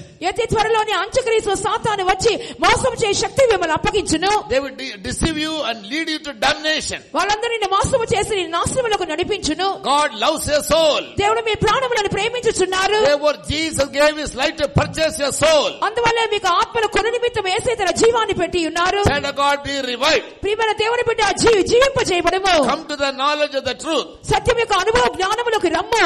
The grace of God has appeared to all men, that not one man should perish but all should come to the knowledge of the truth and be saved. ఎవరు నశించిపోకుండా అందరూ కూడా సత్యము గురించి అనుభవ జ్ఞానములకు వచ్చే నిమిత్తమే దేవుని కృప ప్రత్యక్షమైనది. That is God's plan for your life. అదే మీ జీవితముకు దేవుని సంకల్పము. You must open your understanding. మీరు భారత్యములు ప్రకాశింపబడవలెను. Jesus is coming soon. యేసు త్వరగా వచ్చుచున్నారు. He is almost at the door.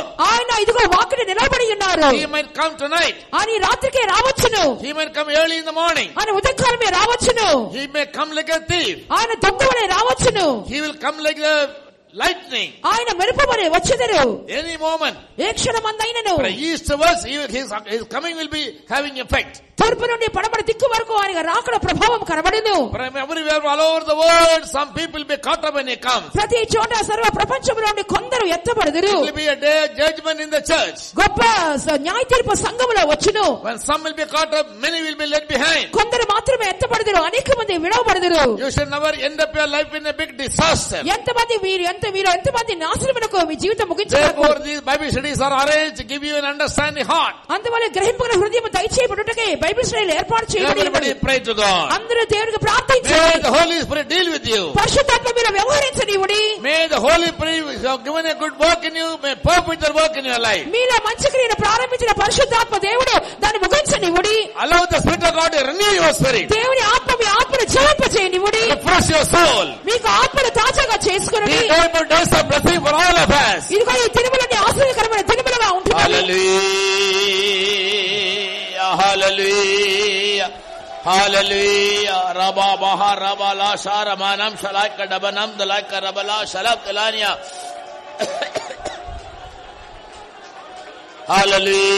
Hallelujah, hallelujah. Sabali manangaraptura sharatura kare hara shara dilabalandula bakaramania. Hallelujah. జీవింపజేయు దేవా జీవింపజేయుము, అగ్ని అభిషేకంతో జీవింపజేయుము. జీవింపజేయు దేవా జీవింపజేయుము, అగ్ని అభిషేకంతో జీవింపజేయుము.